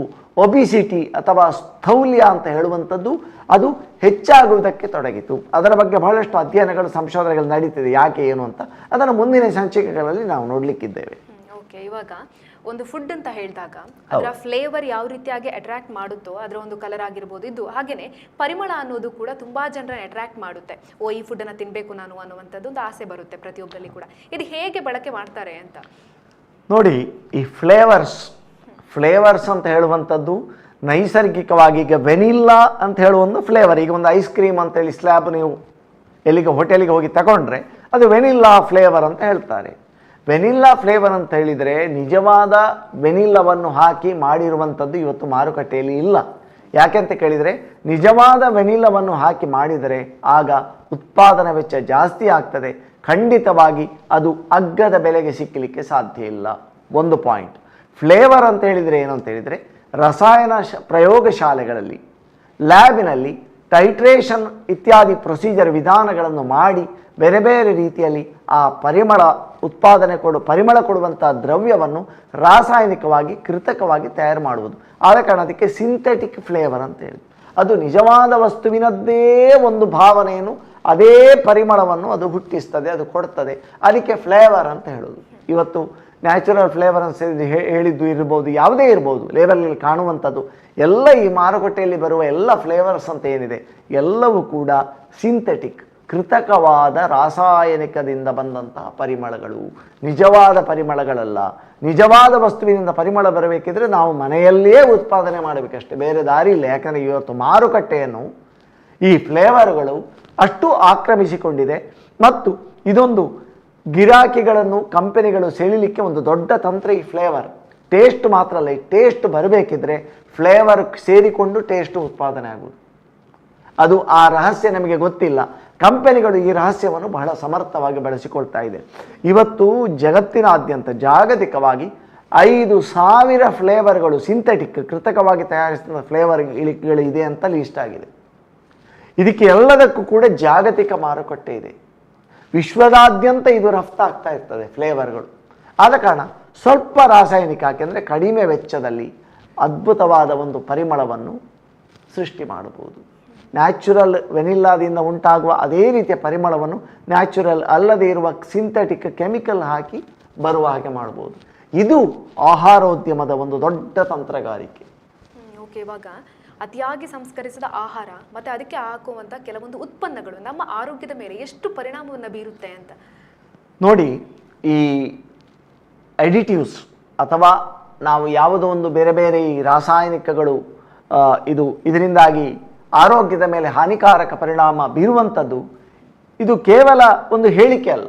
ಇದು ನಾನು ಡಾಕ್ಟರ್ ರಾಘವೇಂದ್ರ ಪ್ರಸಾದ್ ಬಂದುಕೊಂಡು ಇಲ್ಲಿ ಹೇಳುವುದಲ್ಲ. ಇದರ ಬಗ್ಗೆ ಸಾಕಷ್ಟು ಅಧ್ಯಯನಗಳು, ಸಾಕಷ್ಟು ಸಂಶೋಧನೆಗಳಾಗಿದೆ. ಸ್ಯಾಮ್ ಡಿಕನ್ ಅಂತ ಹೇಳುವಂತಹ ಒಬ್ಬ ವಿಜ್ಞಾನಿ, ಅವನು ಈ ಪ್ರೊಸೆಸ್ಡ್ ಫುಡ್ ಅಂದರೆ ಈ ಸಂಸ್ಕರಿತ ಆಹಾರಗಳಿಂದ ಆರೋಗ್ಯದ ಮೇಲೆ ಯಾವ ರೀತಿ ಹಾನಿ ಆಗ್ತದೆ ಅಂತ ಹೇಳುವುದನ್ನು ಬಹಳ ವಿಸ್ತಾರವಾಗಿ ಅಧ್ಯಯನ ಮಾಡಿದ. ಆರಂಭದಲ್ಲಿ ಅವನು 1,00,000 ಜನರನ್ನು ಆಯ್ಕೆ ಮಾಡಿಕೊಂಡ. ಹಾಗೆ ಆಯ್ಕೆ ಮಾಡಿಕೊಂಡು ನೋಡಿದಾಗ ಅವನು ಅಷ್ಟೂ ಜನರನ್ನು ನೋಡಿ, 1,00,000 ಜನರನ್ನು ಯಾರು ಅಲ್ಟ್ರಾ ಪ್ರೊಸೆಸ್ಡ್ ಫುಡ್ ಬಳಸ್ತಾ ಇದ್ದಾರೆ ಅವರನ್ನು ಅಧ್ಯಯನ ಮಾಡಿ ಅವನೊಂದು ವರದಿ ಕೊಟ್ಟ. ಏನು?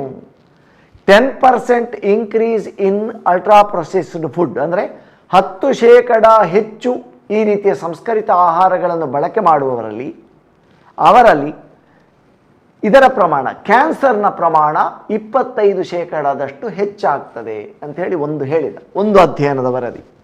ಇನ್ನೊಂದು ಅಧ್ಯಯನ ಹೇಳಿದ, ಅವನು ಸಾಧಾರಣ 92,000 ವ್ಯಕ್ತಿಗಳನ್ನು ಆಯ್ಕೆ ಮಾಡಿಕೊಂಡ ಈ ಥರ ಅತಿ ಸಂಸ್ಕರಿಸಿದ ಆಹಾರ ವಸ್ತುಗಳನ್ನು ಬಳಸುವಂತಹ ಕೆಲವು ಜನರನ್ನು, ಕೆಲವಲ್ಲ 92,000 ಜನರನ್ನು ಆಯ್ಕೆ ಮಾಡಿಕೊಂಡು ಹೇಳಿದ, ಇದು ಕೇವಲ ಕ್ಯಾನ್ಸರ್ ಮಾತ್ರ ಉಂಟು ಮಾಡುವುದಲ್ಲ, ಇವರಲ್ಲಿ ಸಾವು ಯಾವ ಕಾರಣದಿಂದ ಅಂದರೆ ಈ ಅತಿಯಾಗಿ ಸಂಸ್ಕರಿಸಿದ ಆಹಾರಗಳ ಬಳಕೆ ಮಾಡುವವರಲ್ಲಿ ಕಾರ್ಡಿಯೋವ್ಯಾಸ್ಕ್ಯುಲಾರ್ ಕಾಸ್, ಹೃದಯ ಮತ್ತು ರಕ್ತನಾಳಗಳ ಸಮಸ್ಯೆಯಿಂದಾಗಿ ಆಗುವಂಥ ಸಾವು ಅಧಿಕ ಪ್ರಮಾಣದಲ್ಲಿ ಆಗ್ತಾ ಇದೆ ಅಂತ ಕಂಡುಕೊಂಡೆ. ಇದು 2ನೇ ಅಧ್ಯಯನ.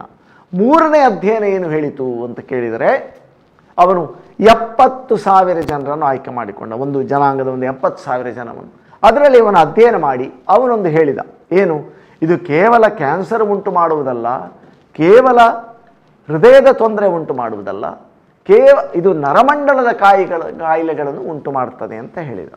ಓಕೆ, ವೈದ್ಯರೊಂದು ಕಾಲ್ ಇದೆ, ಮಾತಾಡೋಣ. ಹಲೋ. ಹಲೋ ಮೇಡಮ್, ನಮಸ್ತೆ. ನಮಸ್ತೆ, ನಿಮ್ಮ ಹೆಸರು? ನನ್ನ ಹೆಸರು ಸುನೀತಾ ಅಂತ. ಎಲ್ಲಿಂದ ಕಾಲ್ ಮಾಡ್ತಿದ್ದೀರಾ? ನಾನು ಸುಳ್ಯದಿಂದ. ಓಕೆ, ವೈದ್ಯರಿದ್ದಾರೆ, ಮಾತಾಡಿ. ಹೇಳಿ ಅಮ್ಮ. ಸರ್ ನಮಸ್ತೆ. ನಮಸ್ತೆ. ಸರ್, ಜಂಕ್ ಫುಡ್ ಇಂದ ಮೆದುಳಿನ ಚಟುವಟಿಕೆ ಮೇಲೆ ಪರಿಣಾಮ ಬೀಳುತ್ತೆ ಅಂತ ಹೇಳಿ ಹೇಳ್ತಾರಲ್ಲ, ಹೌದು, ಅದು ನಿಜನಾ ಸರ್? ಅದು ಹೇಗೆ ಬೀಳುತ್ತೆ? ಖಂಡಿತವಾಗಿ. ನೋಡಿ, ನಾವು ಈಗ ಹೊರಗೆ ಹೋಗಿ ಯಾವುದು ತಗೊಳ್ತಾ ಇದ್ದೇವೆ, ಯಾವುದೇ ಬೇಕರಿಯಿಂದ ಖರೀದಿಸಿದಂಥದ್ದು ಶುಷ್ಕ ಆಹಾರ ಅಥವಾ ಈ ರೀತಿಯ ಪ್ರೊಸೆಸ್ಡ್ ಫುಡ್ಗಳಲ್ಲಿ ಬಹಳಷ್ಟು ಜಂಕ್ ಫುಡ್ ಅಂತ ನಾವು ಗುರುತಿಸ್ತೇವೆ. ಇದರಲ್ಲಿ ನಮಗೆ ಗೊತ್ತೇ ಇರುವುದಿಲ್ಲ, ಕೆಲವೊಂದು ಎಡಿಟಿವ್ಸ್ ಅವರು ಲೇಬಲಲ್ಲಿ ಬರೆದಿರುವುದಿಲ್ಲ. ಪರ್ಮಿಟೆಡ್ ಎಡಿಟಿವ್ಸು ಅಂತ ನಾನು ಹೇಳೋದನ್ನು ಬಹಳ ಸ್ಪಷ್ಟವಾಗಿ ಕೇಳಿಸಿಕೊಳ್ಳಿ. ಪರ್ಮಿಟೆಡ್ ಎಡಿಟಿವ್ಸ್ ಅಂತ ಹೇಳಿ ಹಾಕಿರ್ತಾರೆ. ಅದರಲ್ಲಿ ಕಂಪನಿಗಳ ತಂತ್ರಗಾರಿಕೆ ಎಷ್ಟು ಅಂತ ಹೇಳಿದರೆ, ಅದರಲ್ಲಿ ಮೋನೋಸೋಡಿಯಂ ಗ್ಲುಟಾಮೇಟ್ ಅಂತ ಹೇಳುವಂಥ, ಅದನ್ನು ನಾವು ಸಾಮಾನ್ಯ ಇದರಲ್ಲಿ ಅಜಿನಮೋಟೋ ಅಂತೇಳಿ ಕರೀತಾರೆ.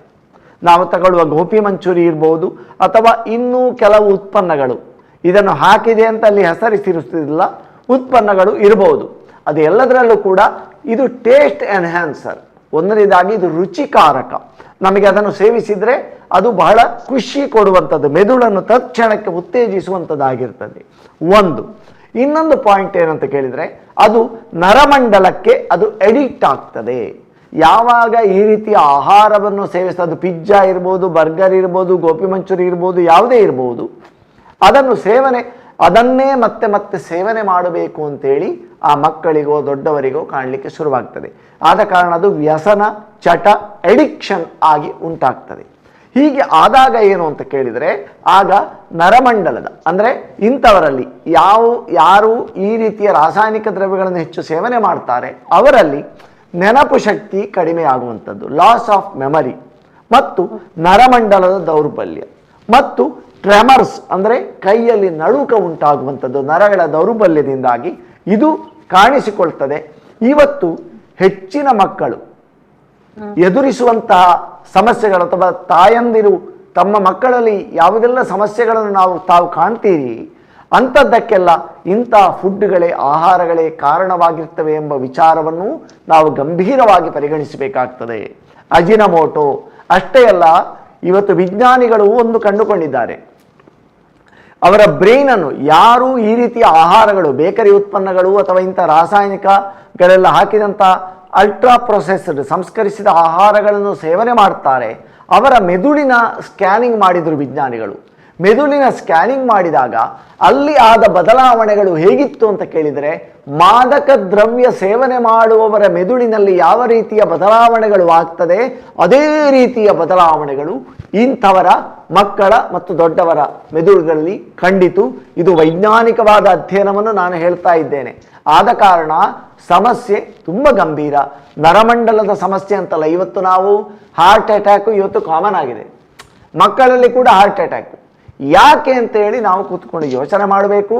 ನಮ್ಮ ಮಕ್ಕಳಿಗೆ ನಮ್ಮ ಮನೆಯ ನಮ್ಮ ಅಜ್ಜಿ ಅಜ್ಜ ಏನು ತಿಂತಿದ್ರು, ನಮ್ಮ ಅಜ್ಜ ಅಜ್ಜಿ ಅಥವಾ ಅಜ್ಜಿಯ ತಂದೆ ನಮ್ಮ ಹಿರಿಯರು ಏನೊಂದು ಆಹಾರ ಪದಾರ್ಥಗಳನ್ನು ಮಾಡಿಕೊಡ್ತಾ ಇದ್ರು, ಅಂಥ ಆಹಾರ ಪದಾರ್ಥಗಳನ್ನು ಮಾಡಿಕೊಳ್ಳುವ ಪರಂಪರೆ ಅಥವಾ ಪದ್ಧತಿಯನ್ನು ಪುನರುಜ್ಜೀವನಗೊಳಿಸಬೇಕಾಗಿದೆ. ನಾವಿವತ್ತು ಈಗ ನಾನು ಚಿಕ್ಕದಿದ್ದಾಗ ಇಂಥದ್ದು ಪ್ರೊಸೆಸ್ಡ್ ಫುಡ್ಸ್ ಎಲ್ಲ ಅಷ್ಟು ಗಂಭೀರವಾಗಿರಲಿಲ್ಲ.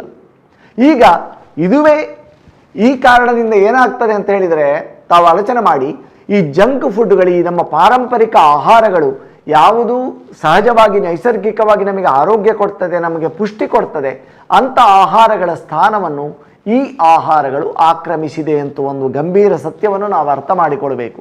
ಯಾಕೆಂದರೆ ಯಾರು pizza, burger, gobi manchurian, bakery ಉತ್ಪನ್ನಗಳನ್ನೇ ಹೆಚ್ಚು ತಿಂತಾರೆ, ಕುರ್ಕುರೆ, ಮ್ಯಾಗಿ ಎಲ್ಲ, ಅವರಿಗೆ ನೀವು ತರಕಾರಿ ತಿನ್ನಿ, ಹಣ್ಣು ತಿನ್ನಿ ಅಂತ ಹೇಳಿದರೆ ಅವರಿಗೆ ಅದು ಖುಷಿ ಆಗುವುದಿಲ್ಲ, ಅದಕ್ಕೆ ಅವರು ಒಗ್ಗಿಕೊಳ್ಳೋದಿಲ್ಲ. ಯಾಕೆಂತಂದರೆ ಇದಕ್ಕೆ ಅಡಿಕ್ಟ್ ಆಗ್ತಾರೆ. ಆದ ಕಾರಣ ನೀವು ಮಾದಕ ದ್ರವ್ಯ ಬಿಡಿಸುವವರಿಗೆ ಯಾವ ರೀತಿ ಡಿ ಅಡಿಕ್ಷನ್ ಪ್ರೋಗ್ರಾಮ್ ಅಂತ ಮಾಡ್ತೀರಿ, ಆದ ಕಾರಣ ಇವರಿಗೂ ಕೂಡ, ಇಂಥ ಮಕ್ಕಳಿಗೂ ಕೂಡ ಕೌನ್ಸೆಲಿಂಗ್ ಮತ್ತು ಡಿ ಅಡಿಕ್ಷನ್ ಪ್ರೋಗ್ರಾಮ್ ಬೇಕಾಗುತ್ತದೆ ಎನ್ನುವ ಸತ್ಯವನ್ನು ತಾವು ಜನರು ಅರ್ಥ ಮಾಡಿಕೊಳ್ಬೇಕು. ಮತ್ತು ತಂದೆ ತಾಯಿಗಳು ಕೂಡ ಹಾಗೆ ಮಕ್ಕಳಿಗೆ ಹೇಳುವಾಗ ತಾವು ಅದನ್ನು ಫಾಲೋ ಮಾಡಬೇಕು, ನಾವು ಅಭ್ಯಾಸ ಮಾಡಬೇಕು. ನಾವು ಐಸ್ ಕ್ರೀಮ್ ತಿಂದುಕೊಂಡು ಮಕ್ಕಳಿಗೆ ಐಸ್ ಕ್ರೀಮ್ ತಿನ್ನಬಾರ್ದು ಅಂತ ಹೇಳಿದರೆ ಮಕ್ಕಳು ಕೇಳುವ ಸ್ಥಿತಿಯಲ್ಲಿಲ್ಲ, ಕೇಳಬಾರದು ಕೂಡ. ನಾವು ಅದನ್ನು ಅನುಷ್ಠಾನಕ್ಕೆ ತಂದು ಇನ್ನೊಬ್ಬರಿಗೆ ಹೇಳಿದಾಗ ಮಾತ್ರ ಮಕ್ಕಳು ಅದನ್ನು ಕೇಳ್ತಾರೆ. ಯಾಕಂದರೆ ಮಕ್ಕಳು ಅನುಕರಣಶೀಲರು. ಆದ ಕಾರಣ ಮಕ್ಕಳಿಗೆ ಯಾವುದನ್ನು ಕೊಡಬೇಕು ಅಂತ ಯೋಚನೆ ಮಾಡಬೇಕಿದ್ರೆ ನಾವು ಯಾವುದನ್ನು ಮನೆಯಲ್ಲಿ ಬಳಸಬೇಕು ಎನ್ನುವಂಥದ್ದನ್ನು ಯೋಚನೆ ಮಾಡಬೇಕು. ಆದಷ್ಟು ಇಂಥ ಆಹಾರಗಳನ್ನು ಅವಾಯ್ಡ್ ಮಾಡಬೇಕು. ಮತ್ತು ತಾವು ಕೇಳಿದ ಹಾಗೆ ಅದಕ್ಕೆ ವೈಜ್ಞಾನಿಕವಾದ ಆಧಾರ ಇದೆ. ಇದನ್ನು ಅಧ್ಯಯನ ಮಾಡಿದಾಗ ನರಮಂಡಲದ ಮೇಲೆ ಆಗುವ ಪರಿಣಾಮವನ್ನು ವಿಜ್ಞಾನಿಗಳು ಹೇಳಿದ್ದು. ನಾನು ಈಗ ನೀವು ಪ್ರಶ್ನೆ ಕೇಳುವುದಕ್ಕಿಂತ ಮುಂಚೆ ಅದೇ ವಿಷಯವನ್ನು ಹೇಳಲಿಕ್ಕೆ ಹೊರಟಿದ್ದೆ. ನೀವು ಪ್ರಶ್ನೆ ಕೇಳಿದ್ದು ಬಹಳ ಸಕಾಲಿಕ ಆಯಿತು. ಡಿಮೆನ್ಷಿಯಾ ಅಂದರೆ ಮೆದುಳಿನ ಸೈಜ್ ಕಮ್ಮಿ ಆಗುವುದು.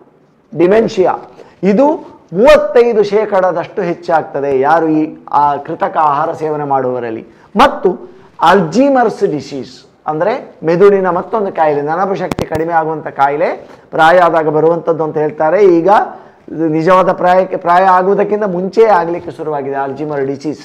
ಕಾರಣ ಏನು ಅಂದರೆ ನಮ್ಮ ಆಹಾರ, ನಮ್ಮ ತಿನಸು, ನಾವು ತಿನ್ನುವಂಥ ವಸ್ತುಗಳು, ನಮ್ಮ ರುಚಿಗಳು. ಇದು ಖಂಡಿತವಾಗಿ ನಾವು ಅರ್ಥ ಮಾಡಿಕೊಳ್ಬೇಕಾದ ವಿಷಯ. ನೀವು ಕೇಳಿದ ಪ್ರಶ್ನೆಗೆ ಉತ್ತರ ಸಿಕ್ಕಿತು ಅಂತ ನಾನು ಭಾವಿಸ್ತೇನೆ. ಓಕೆ, ಸುನೀತಾ ಅವರು ಕಾಲ್ ಮಾಡಿದ್ರು. ಕರೆ ಮಾಡಿದ್ದಕ್ಕಾಗಿ ಧನ್ಯವಾದಗಳು. ಓಕೆನಾ ವೈದ್ಯರೇ, ಹಾಗೆ ನಾವು ಮಾತಾಡ್ತಾ ಇದ್ವಿ. ಇವಾಗ ತುಂಬ ಜನ ಹೇಳ್ಬೋದು ತಿನ್ನಬಾರ್ದು ಅಂತ ಹೇಳ್ತಾರೆ. ಓಕೆ, ಬಟ್ ನಾವು ತಿನ್ನಬೇಕಾಗಿರುವಂತಹ ಆರೋಗ್ಯವಾಗಿರುವಂಥ ಆಹಾರ ಅಂತ ಹೇಳಿದರೆ ನಮ್ಮ ತಟ್ಟೆಯಲ್ಲಿ ಯಾವುದನ್ನೆಲ್ಲ ಸೇರಿಸ್ಕೊಳ್ಬೋದು ಅಂತ ನೋಡಿ. ನಾನು ಬಹಳ ಸರಳವಾಗಿ ಹೇಳ್ತೇನೆ.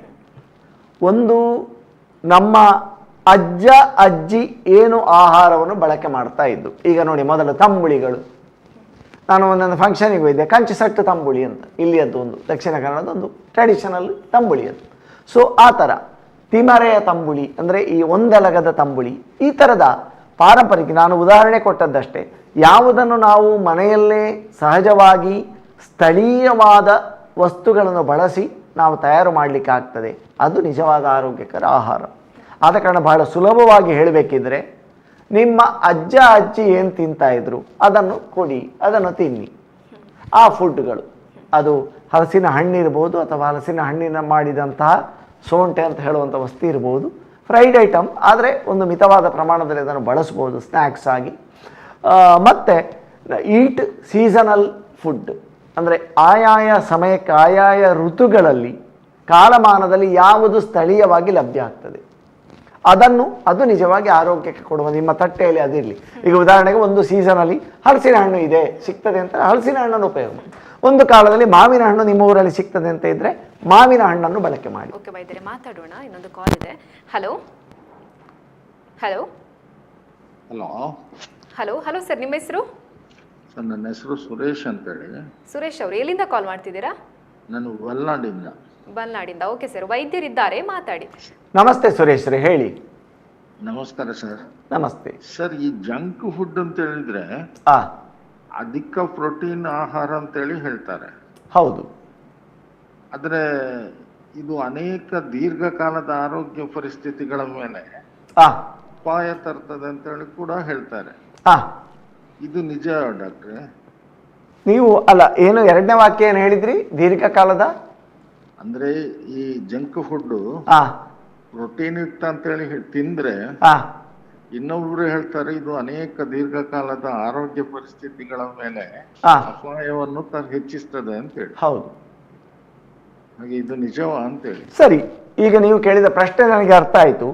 ಈಗ ನಿಜವಾಗಿ ಲೇಬಲ್ಗಳಲ್ಲಿ ಕೂಡ ನಾನು ಆಗ ಹೇಳಿದೆ, ಈ ಪಾಯಿಂಟ್ ಮೆನ್ಷನ್ ಮಾಡಿದೆ, ಇದೊಂದು ತಂತ್ರಗಾರಿಕೆ. ಅಂದರೆ ನ್ಯೂಟ್ರಿಷನಲ್ ವ್ಯಾಲ್ಯೂ ಇದರಲ್ಲಿ ಕಾರ್ಬೋಹೈಡ್ರೇಟ್ ಇದೆ, ಇದರಲ್ಲಿ ಪ್ರೋಟೀನ್ ಇದೆ, ಇದರಲ್ಲಿ ಒಳ್ಳೆಯ ಅಂಶ ಇದೆ, ಇದರಲ್ಲಿ ವಿಟಾಮಿನ್ ಇದೆ ಅಂತ ಹೇಳಿ ಲೇಬಲ್ಗಳಲ್ಲಿ ಹಾಕಿಯೇ ಈ ಜಂಕ್ ಫುಡ್ಗಳು ಮತ್ತು ಪ್ರೊಸೆಸ್ಡ್ ಫುಡ್ಗಳು ಕಸ್ಟಮರ್ಗಳನ್ನು ಆಕರ್ಷಣೆ ಮಾಡ್ತವೆ. ಯಾಕೆಂದರೆ ಅದರಲ್ಲಿ ಅಷ್ಟು ಮಾತ್ರ ಇರುವುದಲ್ಲ. ಈಗ ಪ್ರೋಟೀನ್ ಬೇಕು ಅಂತ ಇದ್ದರೆ ನಾವು ನಮ್ಮ ಮನೆಯ ದನದ ಹಾಲು ಕುಡಿಬಹುದು, ಬೇಳೆಕಾಳುಗಳನ್ನು ತಿನ್ಬೋದು, ನೆಲಗಡಲೆ ತಿನ್ನಬಹುದು, ಬೇರೆ ಬೇರೆ ಬಾದಾಮಿ ಅಥವಾ ಇತ್ಯಾದಿ ಬೇಳೆಕಾಳುಗಳನ್ನು ನಾವು ದಿನನಿತ್ಯ ಬಳಸ್ಬೋದು. ಪ್ರೋಟೀನ್, ಬೇಳೆಕಾಳುಗಳಲ್ಲಿ ಪ್ರೋಟೀನ್ ಇರ್ತದೆ. ಸೊ ಅದಕ್ಕೆ ಆ ವಸ್ತುಗಳನ್ನು ಬಳಸ್ಬೋದು. ಯಾಕೆ ನಾವು ಇದನ್ನೇ ಬಳಸಬೇಕು?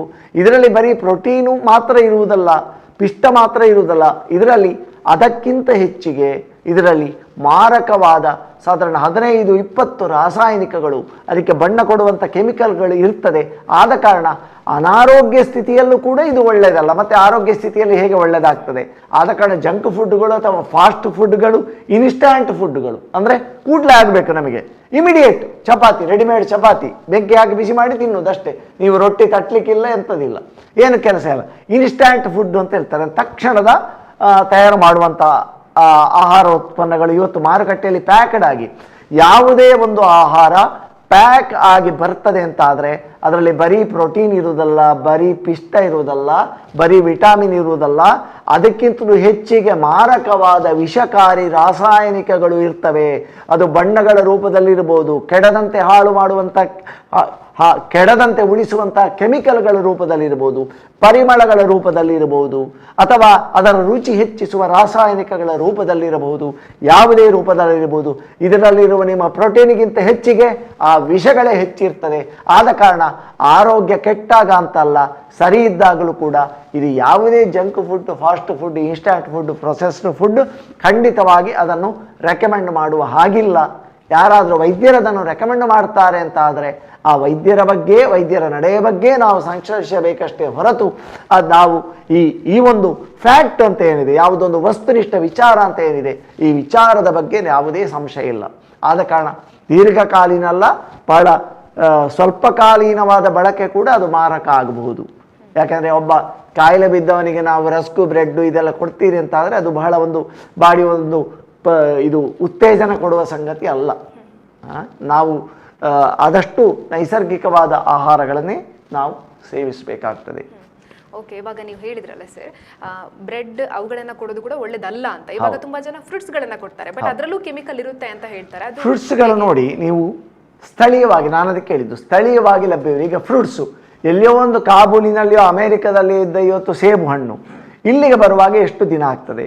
ಅಷ್ಟು ದಿನ ಅದು ಹಾಳಾಗದೆ ಇರುವಾಗೆ ಅದನ್ನು ಏನೆಲ್ಲ ಅದಕ್ಕೆ ಮಾಡ್ತಾರೆ ಅಂತ ಹೇಳುವಂಥದ್ದು ಬೇರೆ ಆದ ಸಂಗತಿ. ಆದ ಕಾರಣ ಯಾರು ಆರೋಗ್ಯಕರವಾಗಿ ಹಣ್ಣುಗಳನ್ನು ತಿನ್ನಬೇಕು ಅಂತ ಇದ್ದರೆ ಸ್ಥಳೀಯವಾಗಿ ಬಾಳೆಹಣ್ಣು ಹಣ್ಣಲ್ವ, ಪಪ್ಪಾಯಿ ಹಣ್ಣಲ್ವ, ಪೇರಳೆ ಹಣ್ಣಲ್ವ, ಚಿಕ್ಕು ಹಣ್ಣಲ್ವ. ಆದ ಕಾರಣ ನಮ್ಮಲ್ಲಿ ಏನಂದರೆ ಹಣ್ಣು ಅಂತ ಹೇಳಿದರೆ, ನಾನು ನನ್ನ ಕೆಲವು ರೋಗಿಗಳಿಗೆ ನಾನು ಹೇಳಿದ್ದೇನೆ, ಹಣ್ಣು ತಿನ್ನಿ ಅಂತ ಹೇಳಿದ ಕೂಡಲೇ ಅವರ ಬರಿಂದ ಉದ್ಗಾರ ಏನು ಗೊತ್ತಾ? ನನ್ನ ಹತ್ರ ದುಡ್ಡಿಲ್ಲ, ಆ್ಯಪಲ್ ಮುಸುಂಬಿ ತಗೊಳ್ಬಿಟ್ಟು. ಆ್ಯಪಲ್ ಮುಸುಂಬಿ ಮಾತ್ರ ಹಣ್ಣು ಅಂತ ನಿಮಗೆ ಯಾರು ನಿಮ್ಮ ತಲೆಗೆ ತುಂಬಿದ್ದು ಅಂತ ನನ್ನ ಪ್ರಶ್ನೆ. ಹಣ್ಣು ಅಂದರೆ ಆದರೆ ಬಾಳೆಹಣ್ಣು ಹಣ್ಣೇ ಅಲ್ವ? ಪಪ್ಪಾಯಿ ಕಾಗೆ ತಿಂದು ನೆಲದಲ್ಲಿ ಬಿದ್ದು ಹೊರಳಾಡ್ತಾ ಇರ್ತದೆ ಪಪ್ಪಾಯಿ ಹಣ್ಣು. ನಾನು ಎಷ್ಟೋ ಮನೆಗಳಲ್ಲಿ ಸಂದರ್ಶನಕ್ಕೆ ಹೋದಾಗ ನೋಡಿದ್ದೇನೆ, ಆ ಥರ ಆಗ್ತಾ ಇರ್ತದೆ. ಪಪ್ಪಾಯಿ ಹಣ್ಣಿನ ಫ್ರೂಟ್ ನ್ಯೂಟ್ರಿಷನಲ್ ವ್ಯಾಲ್ಯೂ ಏನು ಅದ್ಭುತವಾಗಿದೆ, ಬಾಳೆಹಣ್ಣಿನ ನ್ಯೂಟ್ರಿಷನಲ್ ವ್ಯಾಲ್ಯೂ ಏನು ಅದ್ಭುತವಾಗಿದೆ. ಹಾಗಾದ ಕಾರಣ ನಾವು ಆರೋಗ್ಯಕರವಾದ ಹಣ್ಣುಗಳನ್ನು ತಿನ್ನಬೇಕು ಅಂತೇಳಿ ಆದರೆ ಸ್ಥಳೀಯವಾಗಿ ಸಿಕ್ಕುವಂಥ ಹಣ್ಣುಗಳನ್ನು ತಿನ್ನಬೇಕು. ಆ ಕಾಲಕ್ಕೆ ಹಲಸಿನ ಹಣ್ಣು ಹಣ್ಣಲ್ವ? ಕೇಳುವುದು ನಾನು. ಆ ಹಲಸಿನ ಹಣ್ಣು ಸಿಕ್ಕುವ ಸಮಯಕ್ಕೆ ಆ ಹಣ್ಣುಗಳನ್ನು ಬಳಸಿ. ನೆಲ್ಲಿಕಾಯಿ ಸಿಗ್ತದೆ ಎಷ್ಟೋ ಸೀಸನಲ್ಲಿ. ನೆಲ್ಲಿಕಾಯಿ ಯಾರಿಗೂ ಬೇಡ. ನೆಲ್ಲಿಕಾಯಿ ಅಂತ ಅದ್ಭುತವಾದ ಒಂದು ವಿಟಾಮಿನ್ ಸಿ ಯುಕ್ತ ಮತ್ತು ಡಯಾಬಿಟಿಸನ್ನು ತಡೆಗಟ್ಟಲಿಕ್ಕಿರುವಂಥ ಇನ್ನೊಂದು ಸಂಗತಿ ಇಲ್ಲ, ಅದು ಆಹಾರ ನೆಲ್ಲಿಕಾಯಿ. ಎಷ್ಟೋ ಜನ ತಾಯಂದಿರು ಮಕ್ಕಳು ನೆಲ್ಲಿಕಾಯಿ ತಿಂತಾರೆ ಅಂತ ಆದಾಗ ಅವರನ್ನು ಬೈದದ್ದನ್ನು ನಾನು ನೋಡಿದ್ದೇನೆ. ಯಾವುದು ಒಳ್ಳೆಯದು ಯಾವುದು ಕೆಟ್ಟದು ಎನ್ನುವ ವಿವೇಕ ಬಹಳಷ್ಟು ಜನ ವಿದ್ಯಾವಂತ ಹೆತ್ತವರಿಗೆ ಕೂಡ ಇಲ್ಲ. ಇದನ್ನು ನಾನು ಬಹಳ ಸ್ಪಷ್ಟವಾಗಿ ಗಮನಿಸಿದ್ದೇನೆ. ಅದಕ್ಕೆ ನಾನು ಬಹಳ ಸ್ಪಷ್ಟವಾಗಿ ಅಂತ ಸ್ಟ್ರಾಂಗ್ ವರ್ಡ್ ಯೂಸ್ ಮಾಡಿದ್ದು. ಶವಯಾತ್ರೆಗೆ ಸಿದ್ಧತೆ ನಡೆಸ್ತಾ ಇದ್ದಾರೆ ಅಂತ, ಮಕ್ಕಳ ಶವಯಾತ್ರೆಗೆ. ಆದ ಕಾರಣ ಅಂಥ ಪರಿಸ್ಥಿತಿ ಬಾರದ ಹಾಗೆ ಇರಬೇಕಾದ್ರೆ ಸ್ಥಳೀಯವಾಗಿ ಮತ್ತು ಸೀಸನಲ್ ಒಂದೊಂದು ಕಾಲದಲ್ಲಿ, ಈಗ ಮಾವಿನ ಹಣ್ಣು ವರ್ಷ ಇಡೀ ಸಿಗ್ತದೆ ಅಂತ ಆದರೆ ಅಲ್ಲ ಹೇಳಿದ್ದು ನಾನು, ಸಿಕ್ಕುವ ಹಾಗೆ ಬೇರೆ ಬೇರೆ ತಂತ್ರಗಾರಿಕೆ ಇರ್ಬೋದು, ಏನೇನೇನೊಟ್ಟು ಗೊತ್ತಿಲ್ಲ. ಆಯಾ ಸಮಯದಲ್ಲಿ ಏನು ಸಿಗ್ತದೆ ಹಣ್ಣುಗಳು ಅದನ್ನು ತಿನ್ನಿ. ನಿಮ್ಮ ಸ್ಥಳೀಯವಾಗಿ ಯಾರು ತರಕಾರಿ ಮಾಡ್ತಾ ಇದ್ದಾರೆ ಅವರ ಕೈಯಿಂದ ತರಕಾರಿ ಪರ್ಚೇಸ್ ಮಾಡಿ. ಹಾಗೆ ಅಂತೇಳಿ ನಾನು ವಿಷಮುಕ್ತ ಸಂಪೂರ್ಣ ನಿರ್ವಿಷ ಅಂತ ನಾನು ಹೇಳಲಿಕ್ಕೆ ತಯಾರಿಲ್ಲ. ಯಾಕೆಂದರೆ ಇವತ್ತು ನಾವು ವಿಷದ ಮಧ್ಯೆ ಬದುಕ್ತಾ ಇದೆ. ಸಮುದ್ರ ಅಂತ ಹೇಳಿದರೆ ತೆರೆ ಇರ್ತದೆ, ಸ್ವಲ್ಪ ಸ್ವಲ್ಪ ವಿಷಗಳು ಎಲ್ಲದರಲ್ಲಿ ಇರ್ತದೆ. ಇವತ್ತಿನ ಪರಿಸರ ಹಾಗೆ ಆಗಿದೆ. ಆದರೆ ನಾವು ವಿಷ ಸೇವನೆಯನ್ನು ಎಷ್ಟು ಕಡಿಮೆ ಮಾಡಬಹುದು ಎನ್ನುವುದನ್ನು ಆಲೋಚನೆ ಮಾಡಬೇಕು. ನಮ್ಮ ಆಯ್ಕೆಯಲ್ಲಿ ಮಾಡಲಿಕ್ಕೆ ಆಗ್ತದೆ, ಅಲ್ಲಿ ನಾವು ತಪ್ಪಿಸುವುದಿಲ್ಲ, ಅಲ್ಲಿ ನಾವು ಜಾಗ್ರತೆ ಮಾಡೋದಿಲ್ಲ. ಗೋಬಿ ಮಂಚೂರಿ ತಿನ್ನದೇ ಇರಲಿಕ್ಕೆ ಆಗ್ತದೆ, ಅಲ್ಲಿ ತಪ್ಪಿಸುವುದಿಲ್ಲ. ನಾವಿಲ್ಲಿ ಹಣ್ಣು ಹಂಪಲು ತಿನ್ನುವಾಗ ಅದಕ್ಕೆ ಕೆಮಿಕಲ್, ಅದು ಕೂಡ ಕೆಮಿಕಲ್ ಅಲ್ವಾ ಅಂತ ಹೇಳಿ ನಾವು ನಮ್ಮ ಗೋಬಿ ಮಂಚೂರಿ ಅಥವಾ ಬೇಕರಿ ಉತ್ಪನ್ನ ತಿನ್ನುವುದಕ್ಕೆ ಒಂದು ಸಮರ್ಥನೆಯಾಗಿ ನಾವು ಆ ವಾಕ್ಯವನ್ನು ಬಳಸಿಕೊಳ್ತೇವೆ. ಈಗ ಎಲ್ಲವೂ ವಿಷಯವೆಲ್ಲ, ವಿಷಯ ಅಲ್ಲದೆ ಯಾವುದು ಉಂಟಂತ ಅಂದರೆ ನಾನು ಯಾವುದು ಬೇಕಾದರೂ ತಿನ್ನಲಿಕ್ಕೆ ನನಗೆ ಅನುಮತಿ ಕೊಡಿ ಅಂತ ಈ ರೀತಿ ಇದೆ. ಆದ ಕಾರಣ ನಮ್ಮ ಮಕ್ಕಳು ಮುಂದಿನ ಸ್ಥಿತಿಯಲ್ಲಿ ಆರೋಗ್ಯವಾಗಿರಬೇಕಾದ್ರೆ, ನಾವು ಚೆನ್ನಾಗಿರಬೇಕಾದ್ರೆ, ನಾವು ಹಾಸಿಗೆಯಲ್ಲಿ ನರಳಾಡದೆ ಆರೋಗ್ಯವಂತವಾಗಿ ಜೀವನ ಮಾಡಬೇಕು ಅಂತ ಇದ್ದರೆ ಇವತ್ತು ಗಂಭೀರವಾಗಿ ನಾವು ಈ ವಿಷಯವನ್ನು ತೆಗೆದುಕೊಂಡು ಪರಿವರ್ತನೆ ಆಗಬೇಕು. ನಮ್ಮ ಆಚರಣೆಯಲ್ಲಿ, ನಮ್ಮ ದಿನನಿತ್ಯದ ನಡೆಯಲ್ಲಿ ಇವತ್ತು ಒಂದು ಫಂಕ್ಷನಿಗೆ ಹೋಗಿ ಒಂದು ಸ್ಟ್ಯಾಂಡರ್ಡ್ ಅಂದರೆ ಆಹಾರ ಎನ್ನುವುದು ಆಹಾರವನ್ನು ಕೊಡುವಂಥದ್ದು ಅಂತ ಹೇಳುವುದನ್ನೊಂದು ಪ್ರತಿಷ್ಠೆಯ ಸಂಕೇತ ಆಗಬಾರದು ಅಂತ ನನ್ನ ನಿಲುವು. ಆಹಾರ, ಒಂದು ಫಂಕ್ಷನಲ್ಲಿ ಏನೆಲ್ಲ ಆಹಾರ ಕೊಡ್ತೀರಿ ಅದು ತನ್ನ ಪ್ರತಿಷ್ಠೆಯನ್ನು ಬಿಂಬಿಸ್ತದೆ ಅಂತ ಆ ಮನೆ ಯಜಮಾನ ತಿಳ್ಕೊತಾನೆ ಅಂತ ಆದರೆ ಅದಕ್ಕಿಂತ ಒಂದು ದೊಡ್ಡ ದುರಂತ ಇನ್ನೊಂದಿಲ್ಲ. ಕಾರ್ಬೋನೇಟೆಡ್ ಡ್ರಿಂಕ್ಸ್, ಸಾಮಾನ್ಯ ನಿಂಬೆ ಹುಳಿಯ ಶರಬತ್ತು ಕೊಡಿ, ಪಾನಕ ಕೊಡಿ. ನಾವು ಚಿಕ್ಕದ್ರೆ ಬೆಲ್ಲ ಮತ್ತು ಒಳ್ಳೆ ಮೆಣಸು ಹಾಕಿ ಮಾಡಿದ ಪಾನಕ ಕೊಡ್ತಿದ್ರು ಫಂಕ್ಷನಿಗೆ. ಈಗ ಅದು ಬರೀ ಭಜನೆಗಳಿಗೆ ಮಾತ್ರ ಸೀಮಿತ ಆಗಿದೆ. ಭಜನೆ ಆಗುವಲ್ಲಿ ಪಾನಕ ಕೊಡ್ತಾರೆ, ಬೇರೆ ಯಾವುದೇ ಫಂಕ್ಷನಲ್ಲಿ ಇಲ್ಲ. ಆದ ಕಾರಣ ನ್ಯಾಚುರಲ್ ಕಷಾಯ ಕೊಡಿ, ಜೀರಿಗೆ ಕೊತ್ತಂಬರಿ ಇತ್ಯಾದಿಗಳನ್ನು ಮಾಡಿ ಹಾಕಿದ ಒಳ್ಳೆ ಕಷಾಯ ಮಾಡಲಿಕ್ಕೆ ಆಗ್ತದೆ, ಕಷಾಯಗಳನ್ನು ಕೊಡಿ. ಅದು ಬಿಟ್ಟು ನಾವಿವತ್ತು ಕಾರ್ಬೋನೇಟೆಡ್ ಡ್ರಿಂಕ್ಸು, ಅದೇನೋ ಕೆಮಿಕಲ್ ಹಾಕಿ ಅಲ್ಲೇ ಸ್ಥಳದಲ್ಲಿ ಮಿಕ್ಸ್ ಮಾಡಿ ಕೊಡುವಂಥ ಪಾನೀಯಗಳು. ಕೆಲವರು ಕೇಳ್ತಾರೆ ಕಬ್ಬಿನ ರಸದಲ್ಲಿ ಸಕ್ಕರೆ ಅಂಶ ಉಂಟು, ಹಾನಿ ಅಲ್ವ ಅಂತ. ಇವತ್ತು ICMR ಕೂಡ ಅದು ನಿರ್ದೇಶನ ಕೊಟ್ಟಿದೆ. ಕಬ್ಬಿನ ರಸ ಇದು ಎಲ್ಲದಕ್ಕಿಂತ ಬಹಳ ಅದ್ಭುತವಾದ ಒಂದು ಪಾನೀಯ. ಕಬ್ಬಿನ ರಸ ಕುಡಿಬೋದು, ಆದರೆ ಎಷ್ಟು ಒಳ್ಳೆಯದು ಅಂತ ಹೇಳಿದ ಕೂಡಲೇ ಒಂದು 10 ಗ್ಲಾಸು ಕಬ್ಬಿನ ರಸ ಕುಡಿಯೋದಾ? ಅಲ್ಲ, 1-2 ಕಪ್ಪು ಕಬ್ಬಿನ ರಸ ಅದು ಬಹಳ ಒಳ್ಳೆಯ ಸಂಗತಿ. ಕಬ್ಬಿನ ಹಾಲು ಇದೆಲ್ಲದಕ್ಕೆ ಹೋಲಿಸಿದರೆ ಒಳ್ಳೆಯದು. ಎಳನೀರು ಒಳ್ಳೆಯದು, ಮಜ್ಜಿಗೆ ನೀರು ಒಳ್ಳೆಯದು. ಆದ ಕಾರಣ ಬಾಯಾರಿಕೆ ಆದಾಗ ನಾವು ಈ ಸಾಫ್ಟ್ ಡ್ರಿಂಕ್ಸು, ಅದು ಸಾಫ್ಟ್ ಅಲ್ಲ, ಅದು ಹಾರ್ಡ್ ಬಾಡಿಗೆ, ಅದು ಜೀರ್ಣಿಸಿಕೊಳ್ಳುವುದಕ್ಕೆ ಕಷ್ಟ, ಅದು ಅರಗಿಸಿಕೊಳ್ಳುವುದಕ್ಕೆ ಕಷ್ಟ, ಅದನ್ನು ಕೊಟ್ಟು ನಮ್ಮ ಆರೋಗ್ಯ ಹಾಳು ಮಾಡಿಕೊಂಡು ಅದು ಅಲ್ಲದೆ ಒಟ್ಟಿಗೆ ಘೋಷಣೆ ಕೊಡ್ತಾ ಇದ್ದಾರೆ ಭಾರತ ದೇಶ ಸಕ್ಕರೆ ಕಾಯಿಲೆ ರಾಜಧಾನಿ ಆಗಲಿಕ್ಕೆ ಉಂಟು ಅಂತ. ಅದರ ಜೊತೆಗೆ ಹೀಗಾದರೆ ಅದು ರಾಜಧಾನಿ ಅಲ್ಲ, ಇನ್ನೆಂಥದ್ದು ಆದೀತು. ಸಕ್ಕರೆ ಕಾಯಿಲೆ ರಾಜಧಾನಿ ಅಲ್ಲ. ಇದಕ್ಕೆ ಸರಿಯಾದ ಪಾಲಿಸಿಗಳು ಇವತ್ತು ನಾನು ಹೇಳಿದೆಲ್ಲ, ಲೀಗಲೈಸ್ಡ್ ಪಾಯ್ಸನ್ಸ್ ಅಂತ, ಈ ಥರ ಆಗಬಾರ್ದು. ಇಂಡಸ್ಟ್ರಿ ಪರ್ಮಿಟೆಡ್ ಯಾವುದೇ ಇದ್ದರೂ ಕೂಡ ಇದನ್ನು ಜನತೆ, ಸಮಾಜ ಎಚ್ಚರಾಗಬೇಕು. ಸಮಾಜ, ಜನತೆ ಎಚ್ಚರಾಗಬೇಕು. ಇಂತಹ ಒಂದು ಆಹಾರ ಪದಾರ್ಥಗಳನ್ನು ಕೃತಕವಾಗಿ ಸಂಸ್ಕರಿಸಿದ ಆಹಾರ ಪದಾರ್ಥ ಮಕ್ಕಳಿಗಾಗಲಿ ದೊಡ್ಡವರಿಗಾಗಲಿ, ಮತ್ತು ಫಂಕ್ಷನಲ್ಲಿ ನಾವು ಅದನ್ನು ಐಸ್ಕ್ರೀಮು, ಪ್ರತಿಯೊಂದು ಕಾರ್ಯಕ್ರಮದಲ್ಲಿ ಐಸ್ಕ್ರೀಮ್ ಉಂಟು, ಅದು ಎಂತ ಅಂತ ಯಾರಿಗೂ ಗೊತ್ತಿಲ್ಲ. ಅದರಲ್ಲಿ ಇನ್ನೂ ಕೆಲವು ಸಂಗತಿ ಇದೆ ಅಂತ ಹೇಳಿದರೆ ಅದು ಒಂದು ವಿಷಯ ಹೇಳಿ ನಾನು ಮುಕ್ತಾಯ ಮಾಡ್ತೇನೆ. ಬೆಣ್ಣೆಯ ಬದಲಿಗೆ ಅದರಲ್ಲಿ ಒಂದಿರಬೇಕು ಕ್ರೀಮ್. ಬೆಣ್ಣೆ ಅದರ ಒಂದು ದ್ರವ್ಯವಾಗಿ ಇರಬೇಕು. ಆದರೆ ಬೆಣ್ಣೆ ಎನ್ನುವಂಥದ್ದು ಆಗಲಿಕ್ಕೆ ಕೆಲಸ ಉಂಟು. ಬೆಣ್ಣೆ ನಿಜವಾಗಿ ಒಂದು ಆ್ಯಂಟಿ ಬ್ಯಾಕ್ಟೀರಿಯಲ್, ಕೆಡದ ಹಾಗೆ ಬಹಳ ಸಮಯ ಉಳಿಸುವಂತಹ ಒಂದು ವಸ್ತು ಬೆಣ್ಣೆ. ಆದ ಕಾರಣ ಹಿಂದಿನವರು ಹಾಲು ಹಾಳಾಗ್ತದೆ ಅಂತ ಹಾಳಾಗದಾಗ ಅದನ್ನು ಮೊಸರು ಮಾಡಿದರು.